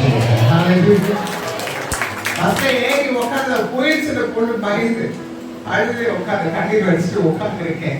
பக்கத்துல கூட உட்கார மாட்டேங்க, கையிலும் நல்லா குஷ்டம் விவாதியில பொண்ணு இல்லை, நல்லா தானே உட்காந்துருக்கேன். பக்கத்தோட உட்கார விருப்பப்பட மாட்டேங்கிறாங்கன்ட்டு. ஆனா நடக்கிறது காரியம் டிக்கெட் கண்டக்டர் கொடுத்துட்டாரு, வாங்கிட்டு உட்காந்துருக்கேன். பஸ் எல்லாம் ஃபுல் ஆயிடுச்சு, பொண்ணுங்க எல்லாம் நின்றுட்டு இருக்காங்க, பக்கத்து சீட்ல உட்கார வர மாட்டேங்கிறாங்க. நான் ஆட்டிய மனசுல ஒரு கவலை வந்துச்சு. நிக்கிற பிள்ளைங்க சீட்டு ஃப்ரீயா இருந்தா உட்கார கூட இல்லையே பண்ணி பக்கத்துல தலை குடிச்சு அழுது அவமானமா இருந்துச்சு, அசிங்கமா இருந்தது. இப்படி ஒரு பிறவியப்பா, இப்படி ஒரு செல்வமா, நான் இங்க பிச்சை எடுக்க வர மாட்டேன்னு ஒரு முடிவு எடுத்தேன். ஆனா அந்த நேரத்துல அந்த கசப்பான அனுபவத்தை தந்தது நல்லதாக அங்க இன்னைக்கு இருந்தது. இல்லைன்னா பிச்சை எடுக்கிறத ஒத்துக்க மாட்டாங்க. நல்ல கலெக்ஷனுங்க. நீங்க திருநெல்வேலி பார்த்து காசு கொடுத்தது இருக்கும், நீங்க கொடுத்துருக்கீங்க. நல்லா உறக்கத்தை சொல்லுங்களேன். அவங்க போய் கேட்டீங்களான்னு கேட்டேன். இத்தனை பேர் கொடுத்துருக்கீங்க, நல்ல கலெக்ஷன் வந்துருக்கலாம். அவருக்கு அதை விட்டுட்டு வரணும், வர முடியல. ஆனா அவனுக்கு அந்த கசப்பான ஒரு சம்பவத்தை கொடுத்தாரு. வேண்டாம் நிப்பாட்டி வீட்டுக்கு வந்து உட்காந்து ஒரு முடிவு எடுத்து செத்தாலும் பரவாயில்ல, பிச்சை பசி வந்தாலும் பரவாயில்ல இருக்கட்டும். ஆனா என்னைக்கு ஆண்டவர் திட்டத்துக்கு நம்ம ஒப்பு கொடுத்து நடக்கும் பொழுது ஆண்டவர் நம்ம கரம் வச்சு நடத்த ஆரம்பிச்சு. அதுதான் நம்ம பார்த்தோம். ஒரு ஊழியக்காரர் இவாஞ்சலிக்கல் சர்ச் ஆஃப் இந்தியா, இந்திய சுவிசேஷ திருச்சபை இசிஐன்னு சொல்லுவாங்க, சிசி மாதிரி. அந்த ஸ்தாபனத்துல இருந்து ஒரு ஊழியக்காரர் திருநெல்வேலி மத்தியில ஊழியம் செய்து கொண்டிருந்தார். அப்ப திருநெல்வேலி பேரே கிடையாது. அப்போ அங்க நான் இருந்தேன். அந்த ஊழியக்காரர் என்கிட்ட வந்து சாட்சி கேட்டு, மாமா ஜபத்துக்கு வா வரக்கு என் சாட்சியை கேட்டுட்டு சொன்னார், நீ ஊழியத்துக்கு போகணும். நானா? என்னை பார்த்தா சொல்றீங்க? ஆமா, பைபிள் காலேஜ் நீ படிக்கணும், என்னை சேர்த்துக் கொள்வாங்களாம். பாருங்க பாஸ்டர் ஐயா, நான் சென்னைக்கு வந்து புதுசுல இந்த ஒரு சர்ச்சைக்கு போனேன் அப்படின்னு நான் சொல்றேன். நான் போனேன், நம்மளாம் கிறிஸ்தவங்க ஞாயிற்றுக்கிழமை செய்யணும். போனேன். நானும் போன இடத்துல அந்த திருச்சபை மக்கள் உட்கார்ந்து இருக்காங்க. பாஸ்டர் பாஸ்டர் பிரசங்கம் பண்ணாரு. என்ன கூட்டிட்டு போன அம்மா கூட பக்கத்துல பெண்கள் வரிசையில உட்கார்ந்துருக்கேன். பாஸ்டர் பிரசங்கம் பண்ணோன்னே விரல் 5 விரல் பழைய ஏற்பாடுலையும் 5 விரல் புதிய ஏற்பாடுல உள்ள வச்சிருக்கேன். எதுக்கு பைபிள் எடுத்து வாசிட்டு இருக்காங்க அந்த திருச்சபை மக்களை நான் பைபிள் வாசிக்க விடல, நானும் தான் சத்தம் விட்டு வாசிக்கிறேன். தானே சொல்ல சொல்ல அடுத்த டக்குன்னு அங்க என்ன ஆகுது, வசனம் வாசிக்கப்படுது. அவரு டக்குனே குரலை கேட்டு ஆம்பளை வரிசையில கேட்கிறார். எந்த குரல் நம்ம சர்ச்சில் வந்த குரல் மாதிரி இல்லையே, ஆனா சத்தம் எங்க இருந்து வருது? 2வது வசனம் வாசிக்கும் போது கண்டுபிடிச்சிட்டார். ஓஹோ, ஒரு வந்து உட்கார்ந்து இருக்குது. சரி, குடி போன அம்மா சொல்லுது, நல்ல பாஸ்டர், எல்லாரையும் அன்பா நேசிப்பார், வா பார்த்து போய் ஜெபம் பண்ணலாம். ஆனா நம்பி பக்கத்துல போன இந்த டிராபிக் போலீஸ் நிப்பாட்டுவாங்க பாருங்க, அதே மாதிரி எங்க பேசக்கூடிய அப்படியே விழுந்து என் கை கட்டிட்டேன். நான் நின்றுட்டேன். உடனே இந்த அம்மா பக்கத்துல போய் என்னங்கய்யா அப்படின்னு கேட்டோட அந்த அம்மாவுக்கு அதுல ஒரு வார்த்தை சொன்னாரு. அந்த அம்மா ரொம்ப வித்தியாசமாயிடுச்சு. சரி, ஏதோ நம்மளை பத்தி சொல்லிட்டாரு. நம்ம தயங்கி எனக்கு சொல்ல வந்துச்சு. என்ன சொன்னாலும் சொல்லுங்க. பெரிய பெரிய காரியங்களை நாங்க கேட்டேங்க. பிசாசு பிடிச்சவங்க சொன்னாங்க, பைத்தியம் சொன்னாங்க, துரத்தி விட்டாங்க, சாப்பிட்டாங்க, அதெல்லாம் தாண்டி வந்துட்டேன். இதுக்கப்புறம் இந்த பாஸ்டர் என்ன சொல்ல போறாரு? இல்ல, உனக்கு எங்க உட்கார வைக்கிறதுல ஒரு கஷ்டமா இருக்காமா? இவ்வளவு நேரம் உட்காந்துருந்தேனே, யாருக்கும் பக்கத்துல இருந்தவங்களுக்கு கஷ்டம் இல்லையே. இல்ல, உன்னை சர்ச்சுக்கு வேண்டாம் வரல, நான் கூடி வராதீங்க என்று சொல்லிட்டாங்க. அவ்வளவு தானே, சபைக்கு தானே வரக்கூடாதுன்னு சொன்னாரு. சரி, ஓகே, நான் வரல. ஆனா கர்த்தர் காலத்தை எப்படி மாத்துறாரு தெரியுமா? புலிக்கரியாய் உருவாக்கி அந்தந்த ஊர்ல ஒவ்வொரு இடத்துலயும் பேனரிங் போஸ்டர் பார்த்துட்டு அந்த சொல்ற அந்த திருநெல்வேலிக்குள்ள மொத என் சர்ச்சுக்கு தான் நடந்துச்சு. நான் தான் அந்த கிறிஸ்துக்குள்ள நடத்துறேன், நான் தான் ஞானஸ்தானம் கொடுத்தேன். அப்படி அப்பட்டமா பாஸ்டர்ஸ் மீட்டிங்ல சொன்னாரமா என் காதுக்கு வந்துச்சு. நம்ம சும்மா இருப்போம், அந்த நேரத்துல சர்ச்சுல வரக்கூடாது, துரத்தி விட்டாங்க. எப்படி அங்க என்ன செய்யுது? அவரு எனக்கு துரத்தி விட்ட பாஸ்டர் ஒரு நாள் போனதுக்கு துரத்தி விட்டாரு. நான் என்ன பண்ணேன்? அவரெல்லாம் இல்லை, நான் என் ஊருக்கு நான் சென்னைக்கு வரும்போதே நான் ஞானஸ்தானம் எடுத்துட்டு ஒளி அழைப்பை பெற்றுட்டு அங்கேயே கத்தருக்குள்ள நல்லா வளர்ந்துதான் ஊருக்கு நான் வந்தேன். அப்படி என்னமா அப்படி சொல்லிட்டாரு. அப்போ நம்ம ரொம்ப கஷ்டப்பட்டு இருந்தேன், சேர்த்துக்க மாட்டேங்க. இன்னைக்கு வளர்ந்ததுக்கு அப்புறம் நாம தான் ஞானஸ்தானம் கொடுத்தோம். நம்ம தான் எல்லாம் தாழ்ந்து இருக்கும் போது யாரும் என்ன செய்ய மாட்டாங்க, என் சொந்தக்காரங்க கூட மற்றவங்க சொல்ல மாட்டாங்க. வளர்ந்ததுக்கு அப்புறம் 5 தெருவுக்கு தள்ளி இருப்பாரு. உடனே சொல்லுவோம், அவர் எனக்கு நல்லா தெரியும், நேரம் அவர் பாப்பா என்ன பேசிட்டு தான் போவாரு அப்படின்னு நம்ம என்ன செய்வாங்க. அவர்கிட்ட போய் கேட்டாதான் அவர் தெரியாதுன்னு அப்படி இந்த ஊழியர் சொல்றாரு. மனசு கஷ்டம். அதை சொன்னீங்க பாருங்க பாஸ்டர் ஐயா, நீங்க சர்ச்சுக்கு வாங்க, இங்க பைபிள் படிச்சுப்பாங்க, படிக்க வைக்க அப்படின்னு சொல்றீங்க. அங்க வந்ததுக்கு அப்புறம் எனக்கு பிரச்சனை ஆயிடுமா? நீ நம்பி வா, ஆண்டவர் உனக்கு கூட இருந்து உன்னை நடத்த போகிறாருமா. எனக்கு நம்பிக்கையே இல்லை. அங்க போனதுக்கு அப்புறம் வேண்டாம்னு சொல்லுவாங்க. நான் நினைச்சு போனா ஆண்டவர் நம்ம மீது தயவு திட்டத்தை வச்சிருக்காருல்ல. ஆமீன் சொன்னவங்க மட்டும் ஆசை. ஃபர்ஸ்ட் சொன்னவங்களுக்கு அதிகமா கூட ஆண்டவர், 2வது சொன்னவங்க அதுல பாதியா கூட ஆண்டவர்.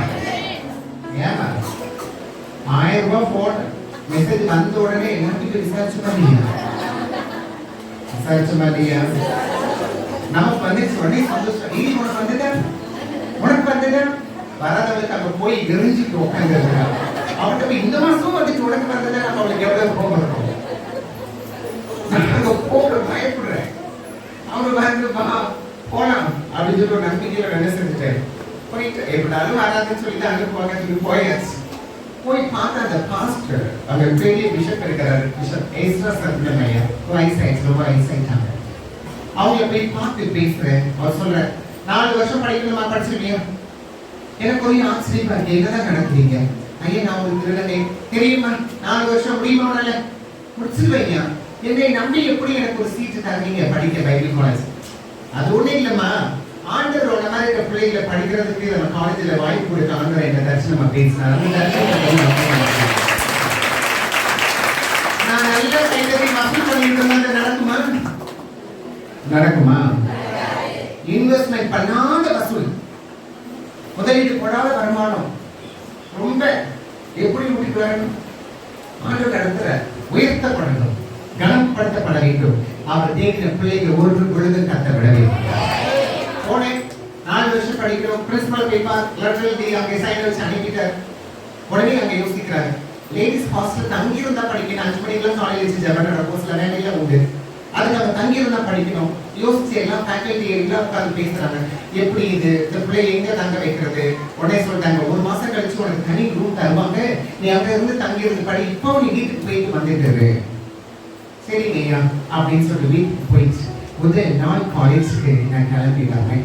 நேரம் ஓடிக்கிட்டே இருக்கிறவங்க நான் என்ன பண்றது, அந்த பஸ் ஸ்டாண்ட்ல நிக்கிறாங்க. லாங் சைஸ் நோட் கையில பைபிள் கையில வீட்டுக்கு போங்க. பொங்கல் இப்படிதான் வச்சுக்கோங்க. என்னம்மா அப்படி பாக்குறீங்க? இப்படிதான் வச்சுக்கோங்க. நானும் இப்படிதான் வச்சு கேரஸ் இப்படிதான் போட்டு அப்படி போய் பஸ் ஸ்டாண்ட்ல போய் நின்னேன். நின்று உடனே ஒரு ரவுடி வந்தேன். காலையிலே 7 மணிக்கு அவனுக்கு எங்கதான் கிடைச்சதோ தெரியல. நல்லா குடிச்சுட்டு வந்து என்னை பார்த்தோன்னே கேட்டேன், ஏய் என்ன பிச்சை இருக்க போல? அவனுக்கு கமிஷன் தேவைப்படுது. கேட்டேன், என்ன பயந்துட்டு எங்க கூட்டத்துக்கு போறேன், அழகிய போறீங்க அப்படின்னா எனக்கு பயந்துச்சு. நீங்க என் தோல் மேல வந்து கையை போட்டுட்டு என் தோலை பிடிச்சி இறக்கி பிடிச்சிட்டான். இப்படி அவன் கையில பிடிச்சி இழுத்து வச்சுக்கிட்டான். வாயின் கூட அப்படின்னு சொல்லி ஒரு கத்தியை எடுத்து வச்சு மறத்தான். பிடிச்சிருக்கலாம். அவனை தள்ளி விட்டு வர என்னால முடியும். குத்திட்டானா என்ன பண்றது? முதல் நாள் காலேஜுக்கு போறேன். பிசாசு போராடுதான் ஐயா. பஸ் ஸ்டாப்ல அத்தனை பேர் ஓடிட்டான். கத்தியை பார்த்து ஓடிட்டான். திருநங்கையும் தேடிட்டு முகத்தை பார்த்தான். அவங்க பைக்ல சல்லுன்னு வந்தான். வந்து உதவி செய்ய வந்தா ஏகப்ப ஒரு பொண்ணுகிட்ட யாரும் பிரச்சனை பண்றா போல தூரத்துல பார்த்தா பொண்ணு பார்த்து பக்கத்துல பார்த்தா வந்து பைக்கை நிறுத்துறத கத்தியை பார்த்து அப்படி ஓடிட்டு கேட்டான். காரில் ஒருத்தன் நல்லா சார்னு கண்ணாடி இறக்கி பார்க்க என்னதான் நடக்குதுங்க. ஒருத்தர் கூட உதவி செய்யறாங்க. அழுவேன். எங்க அம்மா அப்பா தம்பி எல்லாரையும் நினைச்சுப்பாங்க. என் சொந்த ஊர்ல வந்த ஊர்ல எனக்கு ஆபத்து இருக்கு சுவாமி, நான் என்ன பண்ணட்டும்? உதவி செய்ய ஒருத்தர் கூட வரல. ஒரு பெண்ணுக்கு பிரச்சனை ஓடி வந்து உதவி செய்யறதே விளக்கம். ஒரு திருநங்கையின மனிதாபிமானம் கூட காட்டாத இந்த சமுதாயத்துல எப்படிப்பா நான் வாழ போறேன்னு சொல்லி ஆபத்து நேரத்துல நோக்கி கூப்பிடுங்க வானத்தை பார்த்து அழுதுகிட்டு சபம் பண்றேன். டக்குன்னு ஒரு ஆட்டோ வந்து நின்றுச்சு. அவனை தள்ளி விட்டு ஏறி உட்காந்து தங்கச்சின்னது. நானும் ஏறி உட்காந்துட்டேன். தப்பிச்சா போதுன்னு சொல்லிட்டு போகும்போது அழுகுற என் அண்ணன் கேட்காரு, ஏன் தங்கச்சி அழுகுறேன், ஏன் தங்கச்சி அழுகுறேன்? நான் கேட்க, அவன் கத்தி வச்சிருந்தா உன குத்தி இருந்தா உனக்கு என்ன இருக்கும்? ஏன் எனக்கு உதவி செய்ய வந்தேன்? எல்லாம் பார்த்துட்டு போனாங்க. வேடிக்கை பார்த்தாங்க. உனக்கு மட்டும் என்ன அக்கறை, உனக்கு ஏன் அக்கறை அப்படின்னு கேட்டதுக்கு சொன்னாரு பாருங்க ஒரு பதில். இந்த சென்னை பட்டணத்துல உள்ளவா இருக்க மக்கள் நிறைய பேர் எனக்கு தெரியும், நிறைய பேரை பார்த்துருக்கேன். என் வண்டியில ஏறி இறங்குவாங்க. நான் யாரு கையில் பைக் தூக்கி பார்க்கல. உன் கையில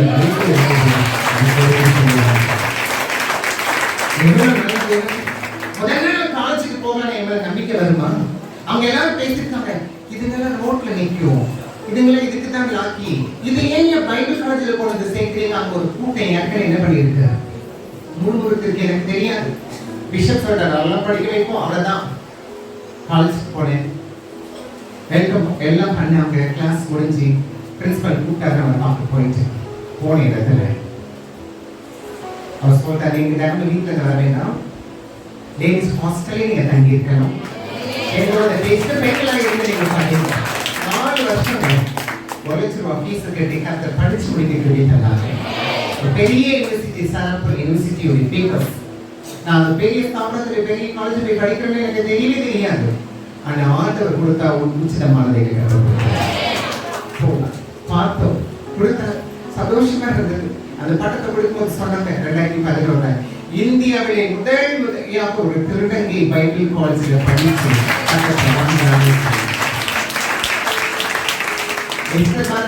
சேனலுக்கு போய் பாருங்க. அந்த கருப்புகளை கவுண்டை போட்டு அந்த பட்டத்தை வாங்கி ரொம்ப ஒளியா இருப்பேன். கூட்டம் கூடி இருக்கு. எங்க அம்மா பக்கத்துல தெரிஞ்சவங்களை யாரையும் கூப்பிடுங்க. ஹாஸ்டல்ல நல்ல பத்திரமா இருந்து படிச்சு முடிச்சு பாஸ் பண்ணி வந்துச்சு. அடுத்த வேலை எங்க போய் தங்க போறேன்னு எனக்கு தெரியல. அடுத்த வேலை என்ன சோர்ஸ் சாப்பிட போறேன்னு தெரியல. பொம்பளைய சீலக்கட்டி எங்க போய் நிக்க போறேன்னு தெரியல. ஹாஸ்டல் வெக்கேட் பண்ணணும். அங்க மெஸ்ல சமைக்கிற நானு 1 மாசம் லீவு ஏற முடியுது இல்லையா? அவங்களுக்கெல்லாம் லீவ் விட்டாங்க. சாப்பாடு எங்க போறேன் என்ன இதுன்னு தெரியல. ஆண்டவரே மனசு பேசுது, தூரமா போய் எங்கேயாவது போய் பிச்சேரு. செங்கல்பட்டுக்கு போ, சென்னை விட்டு உள்ளூர்ல கேட்டா கண்டுபிடிச்சவங்க போய் தர எங்கேயாவது.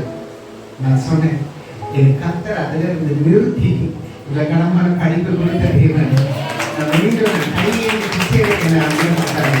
கொடுத்த கடவுளை மாற்றுவாருன்னு சொல்லிட்டு அங்க எங்க சீனியர் அக்காங்க ஃபைனல் இயர் முடிச்சு போகும்போது சில சுடிதார்லாம் பாருங்க நீ போட்டுக்க, ஒரு நல்ல சுடிதார் இல்லை. கிழிஞ்ச சுடிதார் தச்சு போட்டுக்கேன். கஷ்டப்பட்டாங்க அவங்க. ஆண்டு படிக்க உதவி செய்தாங்க. அதே ஸ்தாபனத்தில் ஒரு திருச்சி கையில் கொடுத்தாங்க. செங்கல்பட்டில் புக்கத்தூர் ஏரியாவில் நடராஜபுரம் ஒரு கிராமத்தில் 32 குடும்பம் நிறைந்த ஒரு குடும்பத்தில் சர்ச்சில் தலைமை பாஸ்டராகவே போறேன். என்னை கூப்பிட்டு பொறுப்பெல்லாம் கொடுத்துட்டு சர்ச் சாமி எல்லா அக்கௌண்ட் நோட்ஸ் எல்லாம் என் கையில் இருக்கு. எடுத்து பஸ்ல ஏறி போறேன். ஒரே பயம். பக்கத்திலேயே உட்கார மாட்டேன். நாங்களே எப்படி அந்த சபையில ஆம்பளை கும்பிடிக்கு போய் ஒத்துருந்தாங்க பாஸ்டரா இருக்க முடியும். போய் நின்ன உடனே அங்க வரவேற்கிறதுக்கு ஷால்வையோட பொக்கையோட சர்ச் மக்கள் நிற்கிறாங்க. என்னடா யாரும் நம்பி என்னை எதிர்பார்க்கறாங்க தெரியல. ஒரு பொண்ணு வந்து சர்ச்சை நடத்துதுன்னு எதிர்பார்க்குறாங்களோ ஒன்றும் புரியலே. போயிட்டு பேசிட்டு அன்னைக்கு ஒரு சின்ன மெசேஜ் கொடுத்து அந்த ஜெபமணி முடிச்சோட சபை மூப்பர் ஓடி வந்து என் கையை போட்டு சொன்னார், புரியக்காரமா தயங்காது, உனக்கு ஒரு தயக்கத்தை பார்க்கறது இருந்து போகிறேன். என் பேர் கொண்டு எனக்கு அதை பற்றி பிரச்சனை இல்லை. நீ எங்களை கடவுளுடைய வார்த்தையில நடத்த வந்து பாருங்க. முன்னாடி சென்று பிச்சை எடுக்கிறத நிறுத்தினார்ல, நிறுத்தினதுக்கு அப்புறம் படிக்க வச்சார்ல. படிக்க வச்சப்ப சும்மா நான் பழைய நோட்டீஸ் வாங்கிட்டு கொண்டு போய் டிரான்ஸ்ஃபர் கொண்டு போய் ஏசி சீக்கிரம் கொடுக்கலாம்னு நினைச்சேன். இல்லை, நீ ஒரு திருச்சபைக்கு போய் உட்காரு அப்படின்னு சொல்லி கடவுளை நடத்தினார். அடுத்த கட்டம் என்னங்கிறது தெரியாம ஆண்டர் வழி திறக்கிறார். ஓடை நடத்தின இந்தியா பேப்பர்ல வந்துச்சு. இந்தியாவே முதல் திருநங்கை பாஸ்டர் சீலை கட்டி ஒரு சர்ச்சை நடத்துறாங்க சொல்லி ரோமா இந்தியாவுக்கு வந்து திருச்சபை நிறுவன நாட்களில் இருந்து 2011 ஆண்டு வரைக்கும் எந்த திருநங்கை சேலை கட்டி சர்ச்சை நடத்ததை சரித்திரமில்லை. அவ்வளவு ஸ்தாபனத்தில் அத்தனை 4000 பாஸ்டர்ல ஒன் ஆஃப் த பாஸ்டர் அப்படின்னு சொல்லி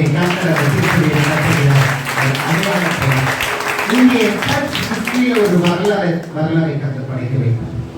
திரும்பி பார்த்தா அத்தனை கண்ணீர் கவலை கஷ்டம். ஒரு நாள் கொடுத்துட்டு என் கையில பிரசனமும் பண்ணணும் சாட்சி சொல்ல முடியாத விஷயம். நான் இதை சொல்லலாமா அதை சொல்லலாமா பார்த்து சொல்றேன். ஆனாலும் என் நேரத்தை செஞ்சுருக்கேன். ஐயா சொல்றது போல என்ன நடக்கும் தெரியல. என்ன யோசிக்கிறேன்னு தெரியல. வார்த்தை கேட்க ஆவலா உட்கார்ந்துருக்கீங்க. ஆமென் ஆமென். நேரம் போறதுனால சாட்சி அப்படியே எங்கும் இருக்கு. பரவாயில்ல. மீண்டும் மறுபடியும் வாய்ப்பு கொடுக்கும்போது அடையாளத்தோட கத்த நிறுத்தினார். குடும்பத்தோட இணைஞ்சு சேர்ந்து 3 திருநங்கையர்களை ஊழியக்காரியா உருவாக்கினேன். 4 மாதங்களில் 2 பேர் பைபிள் காலேஜ் முடிச்சுட்டு ஊழியத்தை பண்றாங்க. ஹல்லேலூயா ஹல்லேலூயா. 5 திருநங்கைகளை என்ன பார்க்க என்கிட்ட வந்துச்சு. அம்மா நீ எங்களுக்கு அம்மாவா இருக்க மாட்டேங்க. எங்க திருநங்கை முறையில தத்தெடுப்போம். சின்ன திருநங்கை பிள்ளைகள் அப்ப பேத்திகளாக எனக்கு 8 பேத்திங்க இருக்காங்க. என்ன சின்ன வயசுல பாட்டி விட அழகா இருக்கிற அந்த முறை அப்படிதான் உறவு முறை. அந்த பொண்ணுங்க 5 பொண்ணுங்க என் பொண்ணுங்க வந்து அம்மாவா இருக்க மாட்டியா இருக்கிறம்மா. நான் தான் கைத்தெடுக்க முடியல. ஆனா அந்த பெண்மைக்குள்ள இருக்கிற தாய்மை அம்மான் கூப்பிட்டோட எனக்கு மனசுல ரொம்ப அன்பு வந்து ஏற்றிக்கிட்டு முழங்கள் பிடிக்கிட்டு சொன்னேன். ஒரு வீடு பிடிச்சி உட்கார வச்சேன். ஆண்டோட சொன்னேன். நானும் பிச்சை எடுத்து அவமானப்பட்டு அசிங்கப்பட்டு பங்கப்பட்டாங்க. ஆனா இன்னைக்கு என்ன உயர்த்தி வச்சிருக்கீங்க. என் பிள்ளைகளை வர பிள்ளைங்களை நீங்க கஷ்டப்பட விடக்கூடாது. என்கிட்ட வந்த பிள்ளைங்க வாழ்க்கையை மாற்றி ரொம்ப சொத்தை காட்டக்கூடாது. இல்லை அப்படி கொஞ்சம் கஷ்டம் இருந்துச்சு. ஆனாலும் ஆண்டவர் எல்லாத்தையும் நடத்தினார். இன்னைக்கு செபம் பண்ணது வீணாய் போல ஆண்டவர் ஒரு பொண்ணை இந்தியாவில் முதல் திருநங்கை சப் இன்ஸ்பெக்டராக கற்றுக் கொள்வார்.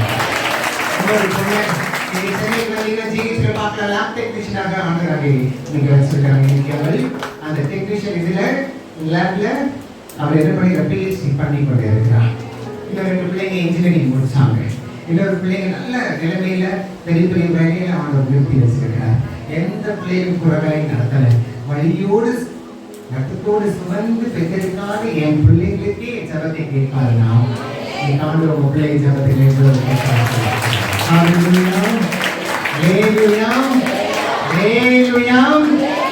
தேவன் பெரும் காரியங்களை வாழ்க்கையை செய்கின்றது.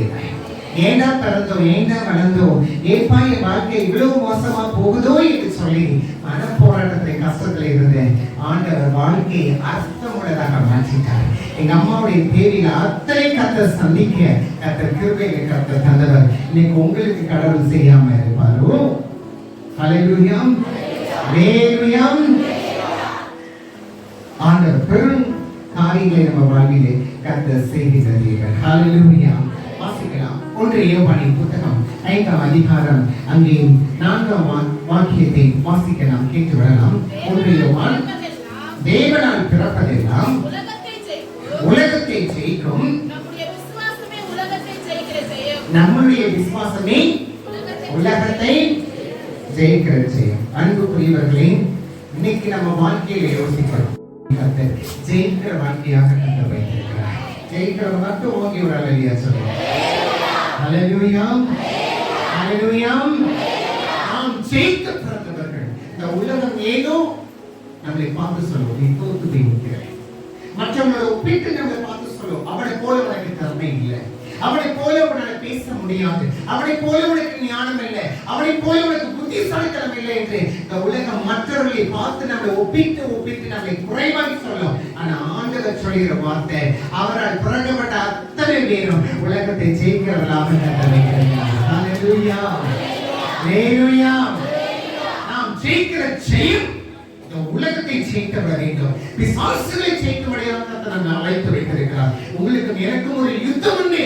ஆண்டவர் அதனை தோத்து போக அல்ல, ஜெயிக்கிற வீரர்களாக கர்த்தர் மாற்றி இருக்கிறவர். வேத வசனங்களோடு நாம் வேத வாக்கியங்களை நாம் திருப்பிக் கொள்வோம். வாசிக்கலாம். 2 ராஜாக்களின் புத்தகம் 5ஆம் அதிகாரம் அங்கே 27ஆம் வாக்கியத்தை வாசிக்கலாம். கேட்போம். 2 ராஜாக்களின் புத்தகம் 5ஆம் அதிகாரம். ஆகையால் நாகமணியின் குஷ்டரோகம் உன்னையும் போதுங்க. யாரை பார்த்து இந்த வார்த்தையை சொல்கிறார்? கேஎஸ்டி பார்த்து சொல்கிற ஒரு வார்த்தை. ஏன்? ஒரு ஊழியக்காரன் கூட இருந்த ஒரு வேலைக்காரன், ஒரு ஊழியக்காரனை பார்த்து அவன் ஆவிக்குள்ளே ஜீவித்து அவன் வளரப்பட வேண்டும், அவனை போல இவனும் மாறப்பட வேண்டும். கூட இருக்கிறவர்கள் ஆவிக்குள்ளே ஜீவித்து வளர்ந்து வருவதற்கு பதிலாக உலக ஆசை இச்சைகள் அவனுக்குள்ளே வந்ததினால் அவன் மாத்திரமல்ல அவன் சந்ததிகளுக்குள்ளாகவும் என்ன செய்திருக்கிறது? சாபத்தை வலித்துக் கொள்ளும்படியான சூழல். ஊழியக்காரன் கூட இருந்தவங்க ஜெயிக்கிறாங்க, அவன் தோத்து போய் நிற்கிறவனாக நம்ம பார்க்க முடிகிறது. ஆனால் அதே அதிகாரத்திலே ஒரு சம்பவம் சொல்லப்படுகிறது. வாசிங்க 2-3ஆம் வாக்கியத்தை வாசிக்க நாம் கேட்கலாம். புறப்பட்டு ஓகே பணிவிடை செய்து கொண்டிருந்தார். அவன் தன் நாச்சியாரை பார்த்து, அவருக்கு நலம், அவருக்கு யார் தன் வீட்டில இருந்து விளையாட விடாதபடி தன் தாய் தகப்பன் அரவணைப்பில் இருந்து புடிங்கி இழுத்து வரப்பட்ட ஒரு சிறு பெண் உன்னை எப்படி இருக்கும்? எப்படி யோசிக்கும்? என் வீட்டுல சுதந்திரமா நான் வாழ்ந்திருப்பேன், நான் நினைச்ச நேரம் தூங்கிட்டு இருப்பேன், ஆசைப்பட்டதை சாப்பிட்டிருப்பேன், நினைச்ச நேரம் விளையாடி இருப்பேன். ஆனா அத்தனை மற்றிலே என்னை சுதந்திரமாயிராதபடி என்னை அடிமைப்படுத்தி கொண்டு வந்து கொடுமையான வேலை செய்வதற்கு இந்த நாகமான் வைத்தாரே என்று சொல்லி அந்த சிறு பெண் சிந்திக்கவில்லை. என்ன சொல்கிறாள்? இவர் அங்கே போனால் அவருக்கு அது நலம். யாராவது செய்ய முடியுமா? இன்னைக்கு நம்ம சொல்லிடுவோம் ஒரு வார்த்தை, செத்தான மூஞ்சில என்ன செய்ய மாட்டேன் சொல்லுவீங்களோ? சொல்லுவோம், செத்தாலும் மூஞ்சில விழிக்க மாட்டேன். ஏன்? வெறுப்பு. நான் கஷ்டப்படும் போது எனக்கு தேடி உதவி செய்யாதவன், நான் அங்கே அவமானப்பட்டு இருக்கும் போது எனக்கு தொழில் கொடுத்து எனக்கு உதவி செய்யாதவன், நான் கஷ்டப்படும் போது எனக்கு தேடி வந்து விசாரிக்காதவன், இவன் எப்படி இருந்தாலும் பரவாயில்ல, அவன் மூஞ்சில விட நான் விழிக்க மாட்டேன் சொல்லி நீங்க பொல்லாத வைராக்கியத்தை நம்ம இருதயத்தில் வைக்கிறோம். என் அன்பு பிள்ளைகளே, அந்த தேவ பிள்ளைகள் எப்படி இருக்கணுமாம், அந்த பிதாவின் சிறப்புடன் எப்படி இருக்கின்றதோ அதே போல நம்ம மாறும் பொழுது நம்ம சத்துருக்களை முதலாவது நம்ம ஜெயிச்சோம். ஹல்லேலூயா, ஹல்லேலூயா. உனக்கு விரோதமாய் எழும்புகிறவர்கள் முன்னாடி என்ன செய்ய வெட்கப்பட்டு கூடி கொண்டு நிற்கணும். அவர்களை நீங்கள் ஜெயித்தே ஆக வேண்டும். ஹல்லேலூயா, ஹல்லேலூயா. தீமை செய்தவனுக்கு நன்மை செய்த தன் பிள்ளை வாயை திறக்குது. நம்மளா இருந்தா என்ன செய்வோம்? எங்க அம்மா பட்ட விளையாடாத படி இருக்காத படி இருந்து வந்து நல்ல புஸ்தகம் முழுசா உடம்புள்ள வரைக்கும் என்ன சரியா? என்ன புரிஞ்சுருக்கீங்க? யோசிச்சதே இல்லையோ? எனக்கு பண்ணதுக்கு தான் ஆண்டவர் கூலி கொடுத்துட்டார். அவனுக்கு சொன்னமா இல்லையா? நான் சொன்னமா இல்லையா? சொல்லுவோம், ஒரு ஜெபம் பண்ணுவோம். வழக்கு பண்ண ஆண்டவரை கால்வதிக்கும் தேசம் எல்லாம் எனக்கு சொந்தமாக பண்ணுவேன். அப்படி பக்கத்து வீட்டுக்காரங்க போய் காலை போய் முடிச்சு வருவோம். அவன் இல்லாம ஓடி போட்டோம். அப்படியே நம்ம ஆக்கிரமித்து கொள்ளலாம். அப்படி ஆண்டவர் நினைக்கல, அப்படி நம்ம அழைத்து வரல. எங்கெல்லாம் ஆண்டவர்களை கொண்டு போய் மகிமைப்படுத்துறோமோ அந்த இடத்துல உனக்கு எதிராளி இருந்தால் ஆண்டவர் அது மத்தியில் ஒரு தலையை உயர்த்தி உங்களுக்கு எனக்கு ஒரு யுத்தம் உண்டு. யாரோட? பக்கத்து வீட்டாருடைய, எதிர்த்து வீட்டாருடைய, இல்ல கூட செய்யற வேலையாளுடைய, இல்ல கூட படிக்கிறவருடைய இல்ல. அவங்க எல்லாம் தேவ சாயிலே இருக்கப்பட்ட பிள்ளைகள். அவர்களோடு நமக்கு ஒரு யுத்தம் அல்ல. வான மண்டல பொல்லாத ஆவிகளை இது செய்யலாம். பயமா இருக்கும். உலகத்துக்கே இவ்வளவு பயப்படுறீங்க. ஜெயிக்க பிறந்திருக்கும். சத்ருக்களை ஜெயிக்க பிறந்திருக்கும். உனக்கு மனிதன் அல்ல, சத்ருவை உனக்கு விரோதமை எழும்பி வந்து உன் பரிசுத்தத்தை கெடுக்கிறது, உன் பாவத்தை கொண்டு உன்னை நரகத்தில் தள்ளி கொண்டு கிரியைகளை கட்டி நாம் என்ன செய்வோம்?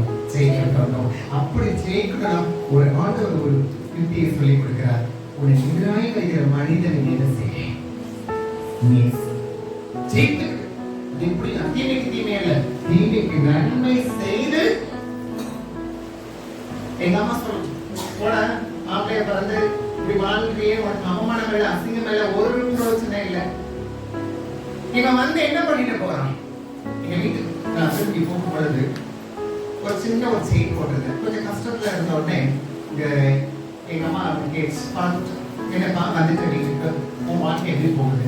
நல்லா போகுதுமா, நாங்க எல்லாம் கஷ்டப்பட்டு இருக்கோம். அப்படியாமா செயினை கையில கலட்டி கொடுத்து இதை வச்சு ஏதாவது ஒரு கண்ணாடி. உடனே எங்க சொந்தக்காரங்க வாங்கி அதை எடுத்து பார்த்து சொன்னாங்க, இந்த செயினை என்னத்துக்கு போகும்? உங்க அம்மா கடன் அடைக்க, உங்க அம்மா கடன் அவ்வளவு வச்சிருக்காங்க அப்படின்னு என்ன அர்த்தம்? இந்த செயினை வச்சு உங்க அம்மா கடனை அடைக்க நீ வந்துட்டியா, உன்னால முடியுமான்னு ஒரு கேள்விக்குரிய வச்சாங்க. நான் உட்கார்ந்து அழுதேன்.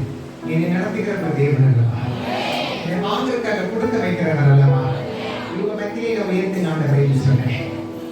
எங்க அம்மாவே சொன்னாங்க, மக்கள் உனக்கு துப்பில்லன்னு சொல்லி பேசினாங்க. ஆனா அவங்க மத்தியில அவங்க கடனை அடைத்து அவங்களை பாதுகாத்து வழி நடத்த. ஒரு நாள் என்னமா செய்வீங்க? ஊருக்கு வரப்போறேன், அவங்க திருநெல்வேலியில ஜெபம் நடத்துறதுக்கு அவங்க மந்த்லி ஒன்ஸ் போகும்போது அவங்க கேட்கறாங்க, பயப்படுறியானா? ஆமாம்மா, நீ வரனாலே பயமா இருக்கு அப்படின்ட்டாங்க. எந்த பிள்ளை வீட்டுல வந்து சந்தோஷம் தானே, நீங்க பயப்படுவீங்களா? ஏன் நம்ம அந்த வார்த்தையை சொன்னாங்க? ஏன் அப்படி சொல்றீங்க? அவங்க சொன்னாங்க, நீ வந்து நான் நிறைய கணக்கு கேட்கிறேன், உதவியும் செய்யறேன், எவ்வளவு செலவு பண்ணி கணக்கு கேட்கிறேன். கணக்கு கேட்கும்போது ரொம்ப முகம் பார்க்க உரமா இருக்கு, அதிகாரத்தோடு கேட்கிறேன், பயமா இருக்கு. என் வீட்டுக்கார எவ்வளவோ சம்பாத்தியம் பண்ணி கொடுத்தாரு, அவருக்கு தெரியாம நிறைய நானும் செலவு பண்ண, அவர்கிட்ட கூட நான் பயப்படல. ஆனா நீ கொடுக்குற பணத்தை செலவு பண்ண கணக்கு சொல்ல பயப்படுறேன்னு சொன்னாங்க. புரிஞ்சிருக்கும்னு நினைக்கிறேன். முதல் உறவு யாருன்னு உங்களுக்கு தெரியும். யார? கணவன்ல, மனைவிங்க. ஆறு படைச்ச முதல் பிள்ளைங்க பணத்தை தாராளமா செலவு பண்ணிட முடியாது. கணக்கு கேட்கவும் பயப்படும். அதே கடவுளுடைய பணத்தை நம்ம எடுத்து செலவு பண்ணிடணும். அது கூட கேட்பாங்க நிறைய பேர், அது வேற கதை. ஆனா எங்க அம்மாட்ட அந்த வார்த்தை கேட்ட உடனே எனக்கு ஒரே சந்தோஷம். நம்ம ஊரெல்லாம் உபதேசம் பண்ணி தாயை நம்ம பயப்பட வைக்கிறோம் சொல்லிட்டு அன்னைக்கு கோபப்படுறத நிறுத்தின எங்க அம்மா ரசிச்சு விடுவாங்க.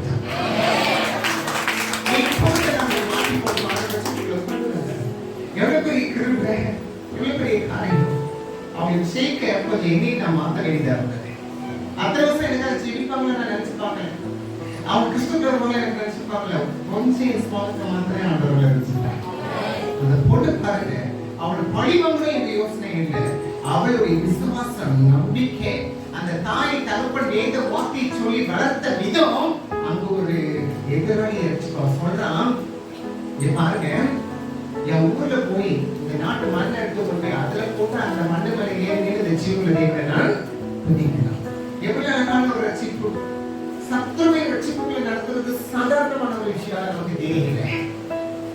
இதே ரட்சிப்புகளை நடத்த முடியாது. எங்க என் சத்துருவை எடுத்து நீங்க ஒரு ரட்சிப்புகளை நடத்துறது மேல விழுந்த கடமையாச்சு, மேல விழுந்த கடமையாச்சு. ஆனாலும் அந்த பொண்ணு எந்த எதிர்பார்ப்பு இல்லாதபடி அவன் நன்மை செய்தான். ஆனா உடன் வேலைக்காரனாக இருந்தவன் அவளை விட சிறப்புடையவன், அவனை விட அவைகள் ஜீவித்து நடந்தவனான். அவன் கண் எங்கே போயிடுச்சு?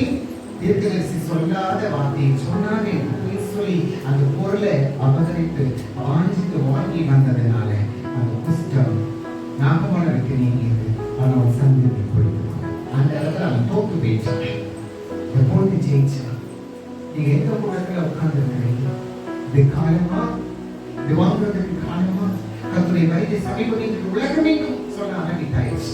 தேவனுடைய வருகைக்கு ஆயத்தமாகின்ற கூட்டமாக இருக்க வேண்டிய நாம் ஜெபம் பண்றதில்லை, வேத வாசிக்கிறதில்லை, ஊழியம் செய்வதில்லை, பார்க்கிற மக்களை கண்டு பாரப்படுவதில்லை, தேசங்கள் சண்டை நடக்கிறத காரியங்களுக்காக உலகங்கள் படித்து உபவாசித்து அன்றாடி செபிக்க அந்த கிறிஸ்தவ கூட்டமாக உட்கார்ந்து இருந்தால் எப்படி அவர் வருகையை எதிர்கொண்டு போக முடியும்?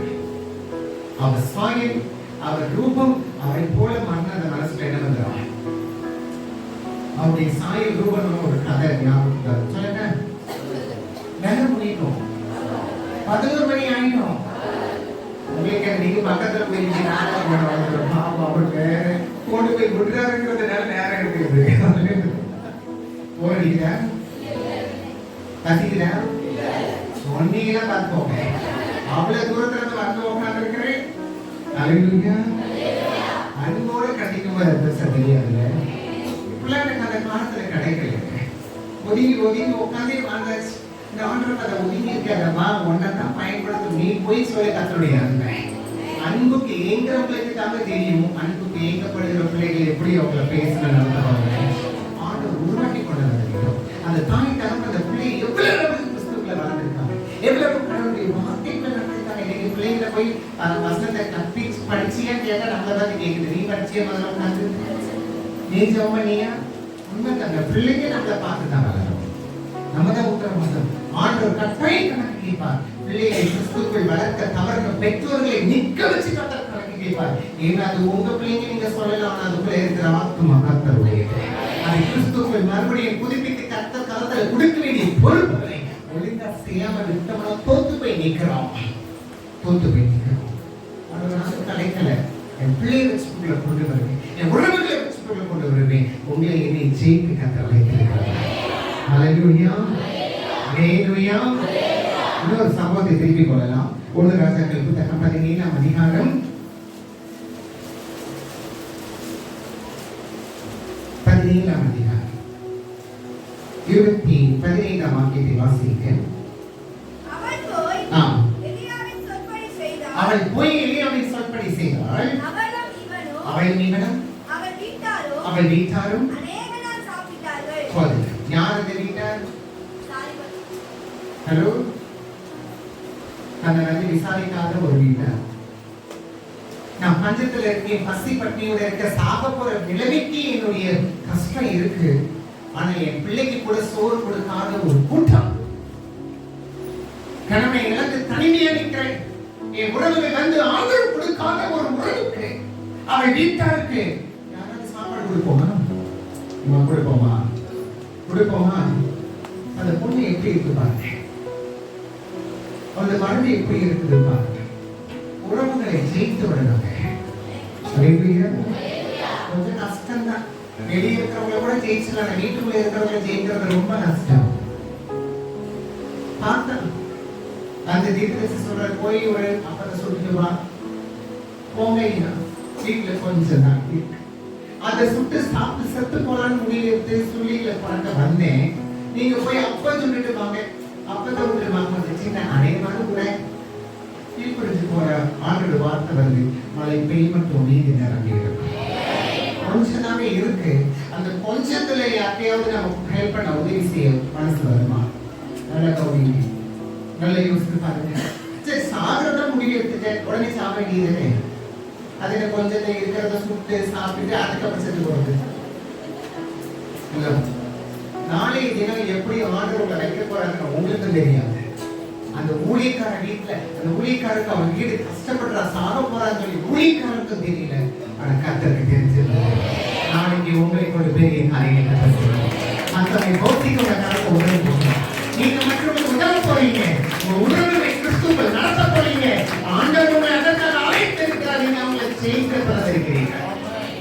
அதுங்க நடக்கிற விஷயம் கொடுப்போமாங்க. என் பிள்ளைக்கு கூட ஸ்கோர் போடாதவங்களுக்கு நம்ம கொடுப்போமா? யோசிப்போமா? அந்த அன்பு அவர்களை ஜெயிக்க வைத்தது. உறவுகளை கட்டுகிற புத்தியுள்ள ஸ்திரீ தன் வீட்டை கட்டினா ஆமா, 2 மணி கட்டிட்டு 3 மணிக்கு சாந்த சட்டியை தூக்கிறதுக்காக ரெடியா இருக்கீங்க. உறவுகளை காட்டணும், உறவுகளை கிறிஸ்துக்களை கொண்டு வரணும். இன்னைக்கு நம்ம சரியா இருந்தா நம்மளை பார்த்து நம்ம உறவுகளை எல்லாம் ஓடி வரும். ஹல்லேலூயா.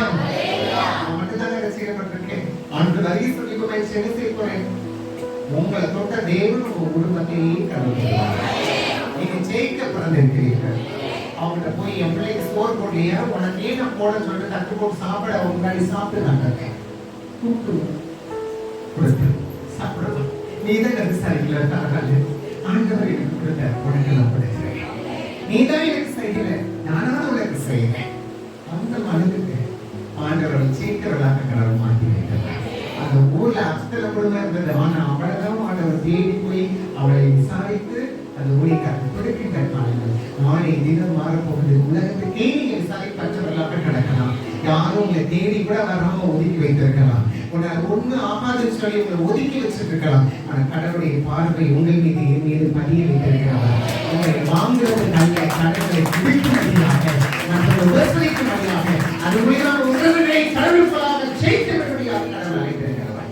வாசிக்கிறார்கள் வேகமாக.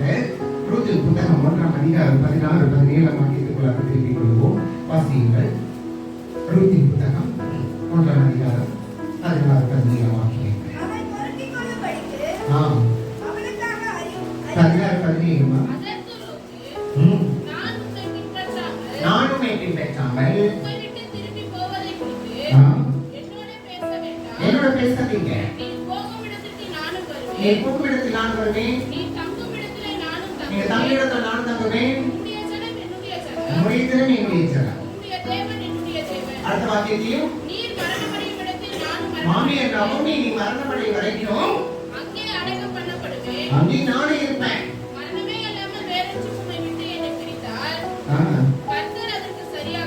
போதுமா? இந்த டைலாக் யாருக்கே நம்ம சொல்லிருக்கோம். கிறிஸ்தவ திருமணத்தில் சொன்னாங்க, வாழ்வின் காவியம் நீ பதில் மரணமே இல்லாமல் சொல்லி 1 மாசத்துக்குள்ள 2 பிரிச்சிருக்கோம்.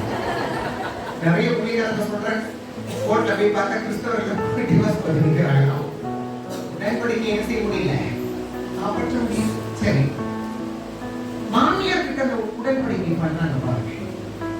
எவ்வளவு அழகான ஒரு எப்படி மாமியாரை ஜெயிக்கிற ஒரு யுக்தியை சொல்லி கொடுத்திருக்காங்க தெரியுமா? அந்த மாமியார் கிட்ட நிறைய நகை இருந்ததா? அதுவே பஞ்சத்துல எங்கேயாவது கொடுக்குமான்னு சொல்லிட்டு வந்துட்டு இருக்கு. அந்த மாமியாரோட நீ எங்க இருப்பீ? அங்க நான் இருப்பேன். எங்க இருக்கும்? கஷ்டத்துல தான் இருக்கும், எங்கேயாவது குடிசையில தான் இருக்கும், எங்கேயாவது ஓரமா தான் இருக்கும், அங்கதான் இருப்பேன். அங்கதான் ஜெயிக்கிறாங்க. அவளுக்கு வீடு உண்டு, போயிருக்கலாம். போனா போயிட்டு அம்மா பாத்தி நீ போன சொல்லுது, இனிமே பிள்ளை கொடுத்து உனக்கு புருஷனை கொடுக்க முடியாது, போ நீ வரட்டி விடுது. இல்ல, ஆண்டவர் ஏன் அவளை புலசாலியாக அந்த ஊர் உலகமே அவளை பாராட்டுது. அவங்களே மறுமணம் செய்து வைக்கும்படியாக ஆண்டவர் அவர் எழுதியிருக்கிறார். ஜெயிச்சுட்டான். நிறைய பேர் சொல்லுவாங்க, எப்படி நீ வீட்டுக்கு கைக்கு வச்சுக்கிறேன். நிறைய பேர் டவுட் இருக்கு. ஒன்றுமே இல்லை, அவர் எதுல ரொம்ப முக்கியத்துவம் கொடுத்தாரு அதுக்கு நீங்க முக்கியத்துவம் கொடுத்தாலே போதும். ஆட்டோமேட்டிக்கா ஒரு கைக்குள்ள வந்துடுவாங்க. அல்லேலூயா. நீங்க ஆளுக்கு கைக்குள்ள வச்சிருக்கீங்களோ? அது சொல்லுது, நீ எங்க போனாலும் நானும் வருவேன். அதோட அடுத்த லாஜிக் இல்லை. நான் அடுத்த வார்த்தை சொல்றேன், உன்னுடைய ஜனம் சொல்லிட்டீங்க. உங்க மாமியாரை பார்த்து சொல்லுவோமா, என்ன உங்க குடும்பமே ரொம்ப மோசமா இருக்கு. அந்த வார்த்தை தான் நம்ம சொல்றோம். என்ன உங்க தங்கச்சி அப்படி பேசுது, என்ன போல நினைச்சுல வந்தேங்க. ஆனா அவங்க வீட்டுக்கு போய் பார்த்தா தான் தெரியும் அவங்க எப்படியாக இருக்கிறாங்க. சரி, பரவாயில்ல. அடுத்த வார்த்தை சொல்லுது, உம்முடைய தேவன் அவங்க நேரிச்சு ஜெயிக்கிறதுங்க. ரொம்ப அழகா ஜெயிக்கிறது. ரொம்ப பிடிச்சத வார்த்தை. ஆண்டவர் அதனால தான் உங்களுக்கு அத்தனை கிருபையில ஆசீர்வாதங்களை கடந்து போகின்றார். ஹல்லேலூயா. வாசிங்க. அது 2ஆம் அதிகாரத்தில் ஒரு வசனம் சொல்லப்படுகிறது. 12ஆம் வசனத்தை வேகமாக. செய்யத்தக்க பலனை கர்த்தர் உனக்கு கட்டளையிடுவாராக. இஸ்ரவேல் தேவனாகிய கர்த்தருடைய சட்டங்களை அடைக்காமல் வந்த உனக்கு இஸ்ரவேலின் நிறைவான பலன் உனக்கு. ஹல்லேலூயா. அவ்வளவுதான், நிறைவான பலன் தரணும். அவருடைய சட்டங்கள் வந்துட்டோம். செயல்படணும். யாரு? நீங்க நம்பி கொடுத்த உறவுகளை ஆண்டுக்குள் நடத்தப்படுவது. அது நம்மளா இருந்தா என்ன சொல்லுவோம் தெரியுமா? மாமியாரே, உன்னுடைய கட்டுப்பாடு என்னுடைய கட்டுப்பாடு. உங்க நகையில எனக்கு உன் பொண்ணு கிடையாது, உன் பையன் என்னுடைய புருஷான உனக்கு பையனே கிடையாது அப்படின்னு சொல்லியிருக்கோம். ஆனா நம்ம அப்படி சொல்லல. நீங்க எங்க இருக்கீங்க, நாங்க இருக்கோம். அடுத்த ஜெயிக்கிறது அந்த ஆண்டு கொடுக்குற அழகான வழி. நீங்க ஜெயிக்க பிறந்திருக்கீங்க. உறவுகளை கிறிஸ்துவுக்குள் நடத்தப்பட ஆண்டு உங்களை அழைக்கின்றவர். ஏன்னா உங்களை நீ நம்பி கொடுத்த ஒரு தேசம் வெகுளுக்காக நீங்க வைராக்கியம் பாராட்டும் பொழுது ஆண்டவர் அவர்களை ஆளுகை செய்வதற்கான உங்களை தலையாக கட்டளையிடுவார். சொன்னாலே அதை நடத்துவாங்க. சத்தியத்துக்குள்ளாக நடத்துவீராக. ஹல்லேலூயா, ஹல்லேலூயா. நான் ஓடிட்டே இருக்கேன், என்ன பண்றது? ஹல்லேலூயா. ஆலை பிரயத்தன போல ஆண்டவர் ஆமென் சொல்ற ஒரு நல்ல சொல்றாரு சொல்லுங்க. இல்ல தேவனே நல்லவா. அசு சத்துவரை ஜெயிக்கணும். இரண்டாவது ஒரு கூட கொடுக்கப்பட்ட உறவுகளை கஷ்டத்தில் ஜெயிச்சது. மூணாவது உங்களை நீங்களே ஜெயிக்கலாம். அதுக்கு தான் கடவுள் அழைத்திருக்கிறார். ஹல்லேலூயா, ஹல்லேலூயா. திருப்பி கொடுங்க. மத்தேயு எழுதின சுவிசேஷம் 26ஆம் அதிகாரம் ஆண்டவருடைய வார்த்தை சொல்லப்படுகிறது. திருப்பி கொடுப்போம். மத்தேயு எழுதின சுவிசேஷம் 26ஆம் அதிகாரத்துல வாசிங்க. 34, 33, 34 வாசிங்க. பிரதியுத்தரமாக அது நினைத்த எல்லாரும் நீங்கள் அழைத்தார். நான் ஒரு கால் எழுதலை என்றால் நான் என்ன செய்ய மாட்டேன். வாசிங்க. இயேசு அவரை நோக்கி இந்த ராத்திரியிலே சேவல் கூவுவதற்கு முன்னே நீ என்னை மூடுகிற மனிதனை பா என்று மெய்யாக உனக்கு சொல்கிறேன் என்றார். அதற்கு பேதுரு நல்லா கவனிங்க. அதற்கு பேதுரு நான் உம்மோடு மரிக்க வேண்டியதா இருந்தாலோ நான் உன் கூட மரிக்க வேண்டியதா இருந்தா உம்மை மரிக்க மாட்டேன் என்றார். உம்மை மரிக்க மாட்டேன் என்றார். அவன் சொன்ன வாக்கியம் என்ன? பிரதான அப்போஸ்தலன் படகுல ஏறி போட்டு மீனை பிடிக்க வலை நிறைய மீன் விழியுது. போட்டெல்லாம் கீழே தத்தளிக்குது. பக்கத்து போட்டோட உதவி கேட்டு கரையை இறங்கி வந்து மீனை எல்லாம் வைக்கும் போது கணக்கு பண்ணிருப்பான் பேரும். இதெல்லாம் விட்டு நல்ல பெரிய மீனை கட்டிக்கலாம். ஆண்டவர் சொல்றாரு, இதை பிடிக்கவும் நினைச்சேன். எப்படி இருக்கும் அப்படி இந்த மீனை பிடிக்கிறதுக்கும் நினைச்சேன். கை நிறைய மீனை கொடுக்குறது இதையே பிடிக்க நினைச்சா எப்படிங்க இருக்கும்? 5 லட்ச ரூபாய் அக்கௌண்ட்ல விழுந்த உடனே சந்தோஷம் வரும் எல்லாருக்கும். கொஞ்சம் சுதாரிப்பாவும் ஓடி போய் எல்லாத்தையும் எடுத்துருவாங்க. அந்த நேரத்துல பேங்க்ல போய் எடுக்கிறதுக்கு முன்னாடி ஆண்டவர் சொல்ற, இதை பிடிக்கணும்னு அழைக்கல, முன்னிறுத்தினா பிரதானப்படுத்தினா. மனுஷனை பிடிக்க அழைக்கின்ற திட்டத்தை கற்று கொடுத்தார். ஆனா அவன் கடவுளை இப்படி பார்த்தான் தெரியுமா? ஆண்டவரை ஒரு அற்புத நாயகனாக பார்த்தவன், சாப்பாடு கொடுக்கிறவர் என்று பார்த்தான், அதிசயம் செய்கிறவனாக பார்த்தான். ஆனால் ஆண்டவருடைய அன்பை அவன் பார்க்க மறந்துட்டான். அன்பு இருந்தது அந்த இருதயத்தில். அந்த வார்த்தை என்ன தெரியுமா? உங்களுக்காக ஜீவனை கொடுப்பை சொல்லாம செய்து காட்டும். ஆனா கூட இருந்தவர் போகும் பொழுதெல்லாம் வேடிக்கை தூரத்தில் அந்த பார்த்துட்டு இருக்கிறான். இயேசு கிறிஸ்து எனக்கு மோகிச்சு.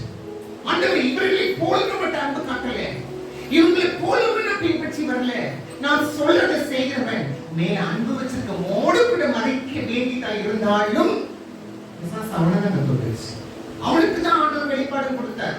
ஒரு பிதாவுடைய குமாரனை கிறிஸ்து என்று வெளிப்பாடு பெற்றவன் அவன் தான் மற்றவங்க அப்படி சொல்லணும். ஆமா, நீங்க சிலுவையில் அறையப்படுகிற தேவன் பிதாவுடைய குமாரன் என்று சொல்லி இருந்தா பேரை சேர்த்து வச்சு சிலுவையில் என்ன செஞ்சிருப்பாங்க? பயந்துட்டான். தன்னை ஜெயிக்க முடியல, தன் பயத்தை ஜெயிக்க முடியல, அழிந்து போகிற அந்த சரீரத்தை அவனால் ஜெயிக்க முடியல. பயந்ததுனால அவன் பூத்து போய் நின்றான். கத்த சொன்ன பிற்பாடு சும்மா இருக்கணும்ல.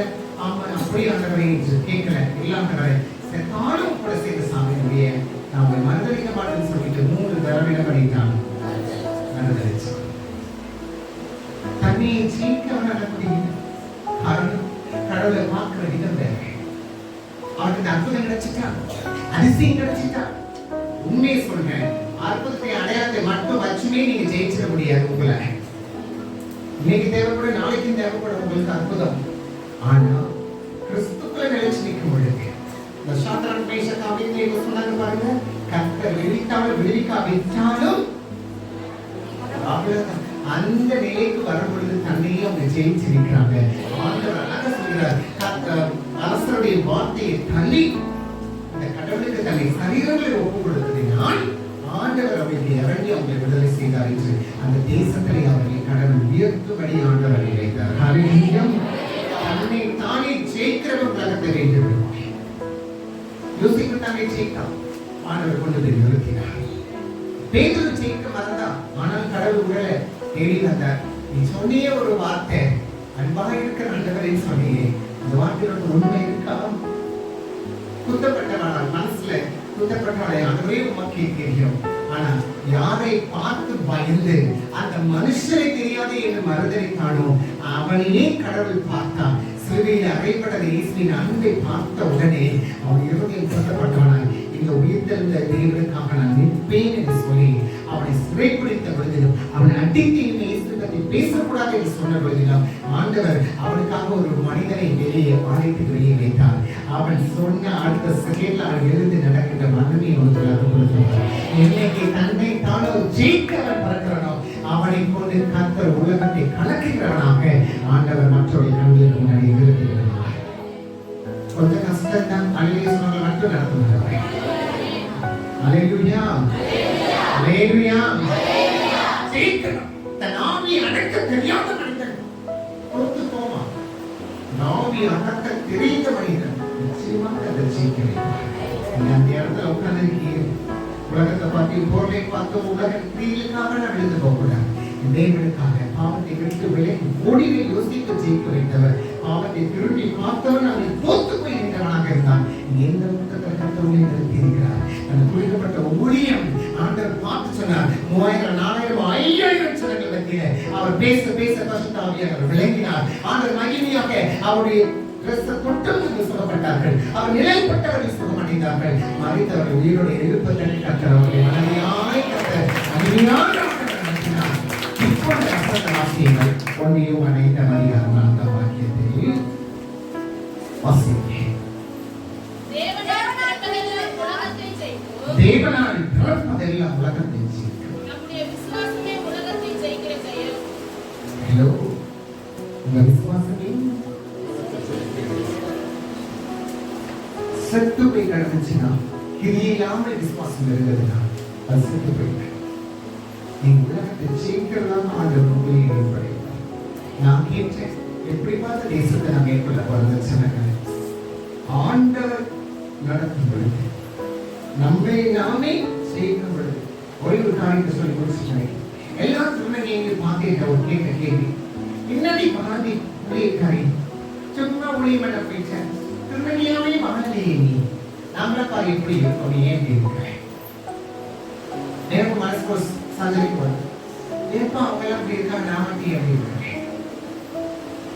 நம்மளுக்கும் உலகத்துல நல்லா இருக்காங்களே அப்படின்னு தோணும். ஏமாந்துடாதீங்க, யாருமே நல்லா இல்லை, எல்லா கவலையும் கஷ்டத்தை கண்ணீர் இருக்காங்க. ஆனா உங்களுக்கு எனக்கு பாரத்தை அந்த கண்ணீரில் வாங்கிக் கொண்டு பாரத்தை கொண்டு எனக்கு சமாதானத்தை கொடுக்கிற ஒரு தேவன் இருக்கிறார். அவர் ஒரு வாழ்க்கையை ஜெயிக்கத்தக்க வாழ்க்கையை மாற்றுகிறார். மரணத்தை ஜெயித்தவர் ஒரு வாழ்க்கையை ஜெயிக்க வைக்கிறவர். கண்கள் கருத்து சமாதானம் நம்மோடு கூட பேசுகிறது. உலகத்தை ஜெயிக்கணும் நமக்கு ஆசை உண்டு, பொல்லாப்புகளை ஜெயிக்க எனக்கு ஆசை இருக்கு, ஆனா அதில் ஜெயிக்க முடியல. ஏன்னா தேவ சமூகத்தில் நேரம் செலவிட முடியுங்க. ஆசைப்படுறேன், ஆலயத்துக்குள்ள வரும்போது உற்சாகமாக்குறேன், ஆனா ஆலயத்தை விட்டு வெளியே போய் உலகத்துக்குள்ள போயிட்டு நான் தோத்து போய்விடுகிறேன். இன்னைக்கு ஜெபிக்கலாம் நினைக்கிறேன், இன்னைக்கு பைபிள் வாசிக்கலாம் நினைக்கிறேன், இன்னைக்கு உயிர்த்து போலாம் நினைக்கிறேன், இன்னைக்கு இந்த காரியத்தை செய்து முடிச்சுதான் நினைக்கிறேன், ஆனா என்னால முடியல, நான் தோத்து போயிருக்கிறேன். இன்னைக்கு வாழ்க்கையில் ஒரு வெற்றியை கண்டுபிடி மாட்டேனும் இந்த பல தடவை தோத்து போயிருந்தீங்க. ஆண்டவர் பேசின வார்த்தை உங்களுக்கு தான். உலகத்தை ஜெயிக்க கண்ட ஆண்டவர் சமூகத்தில்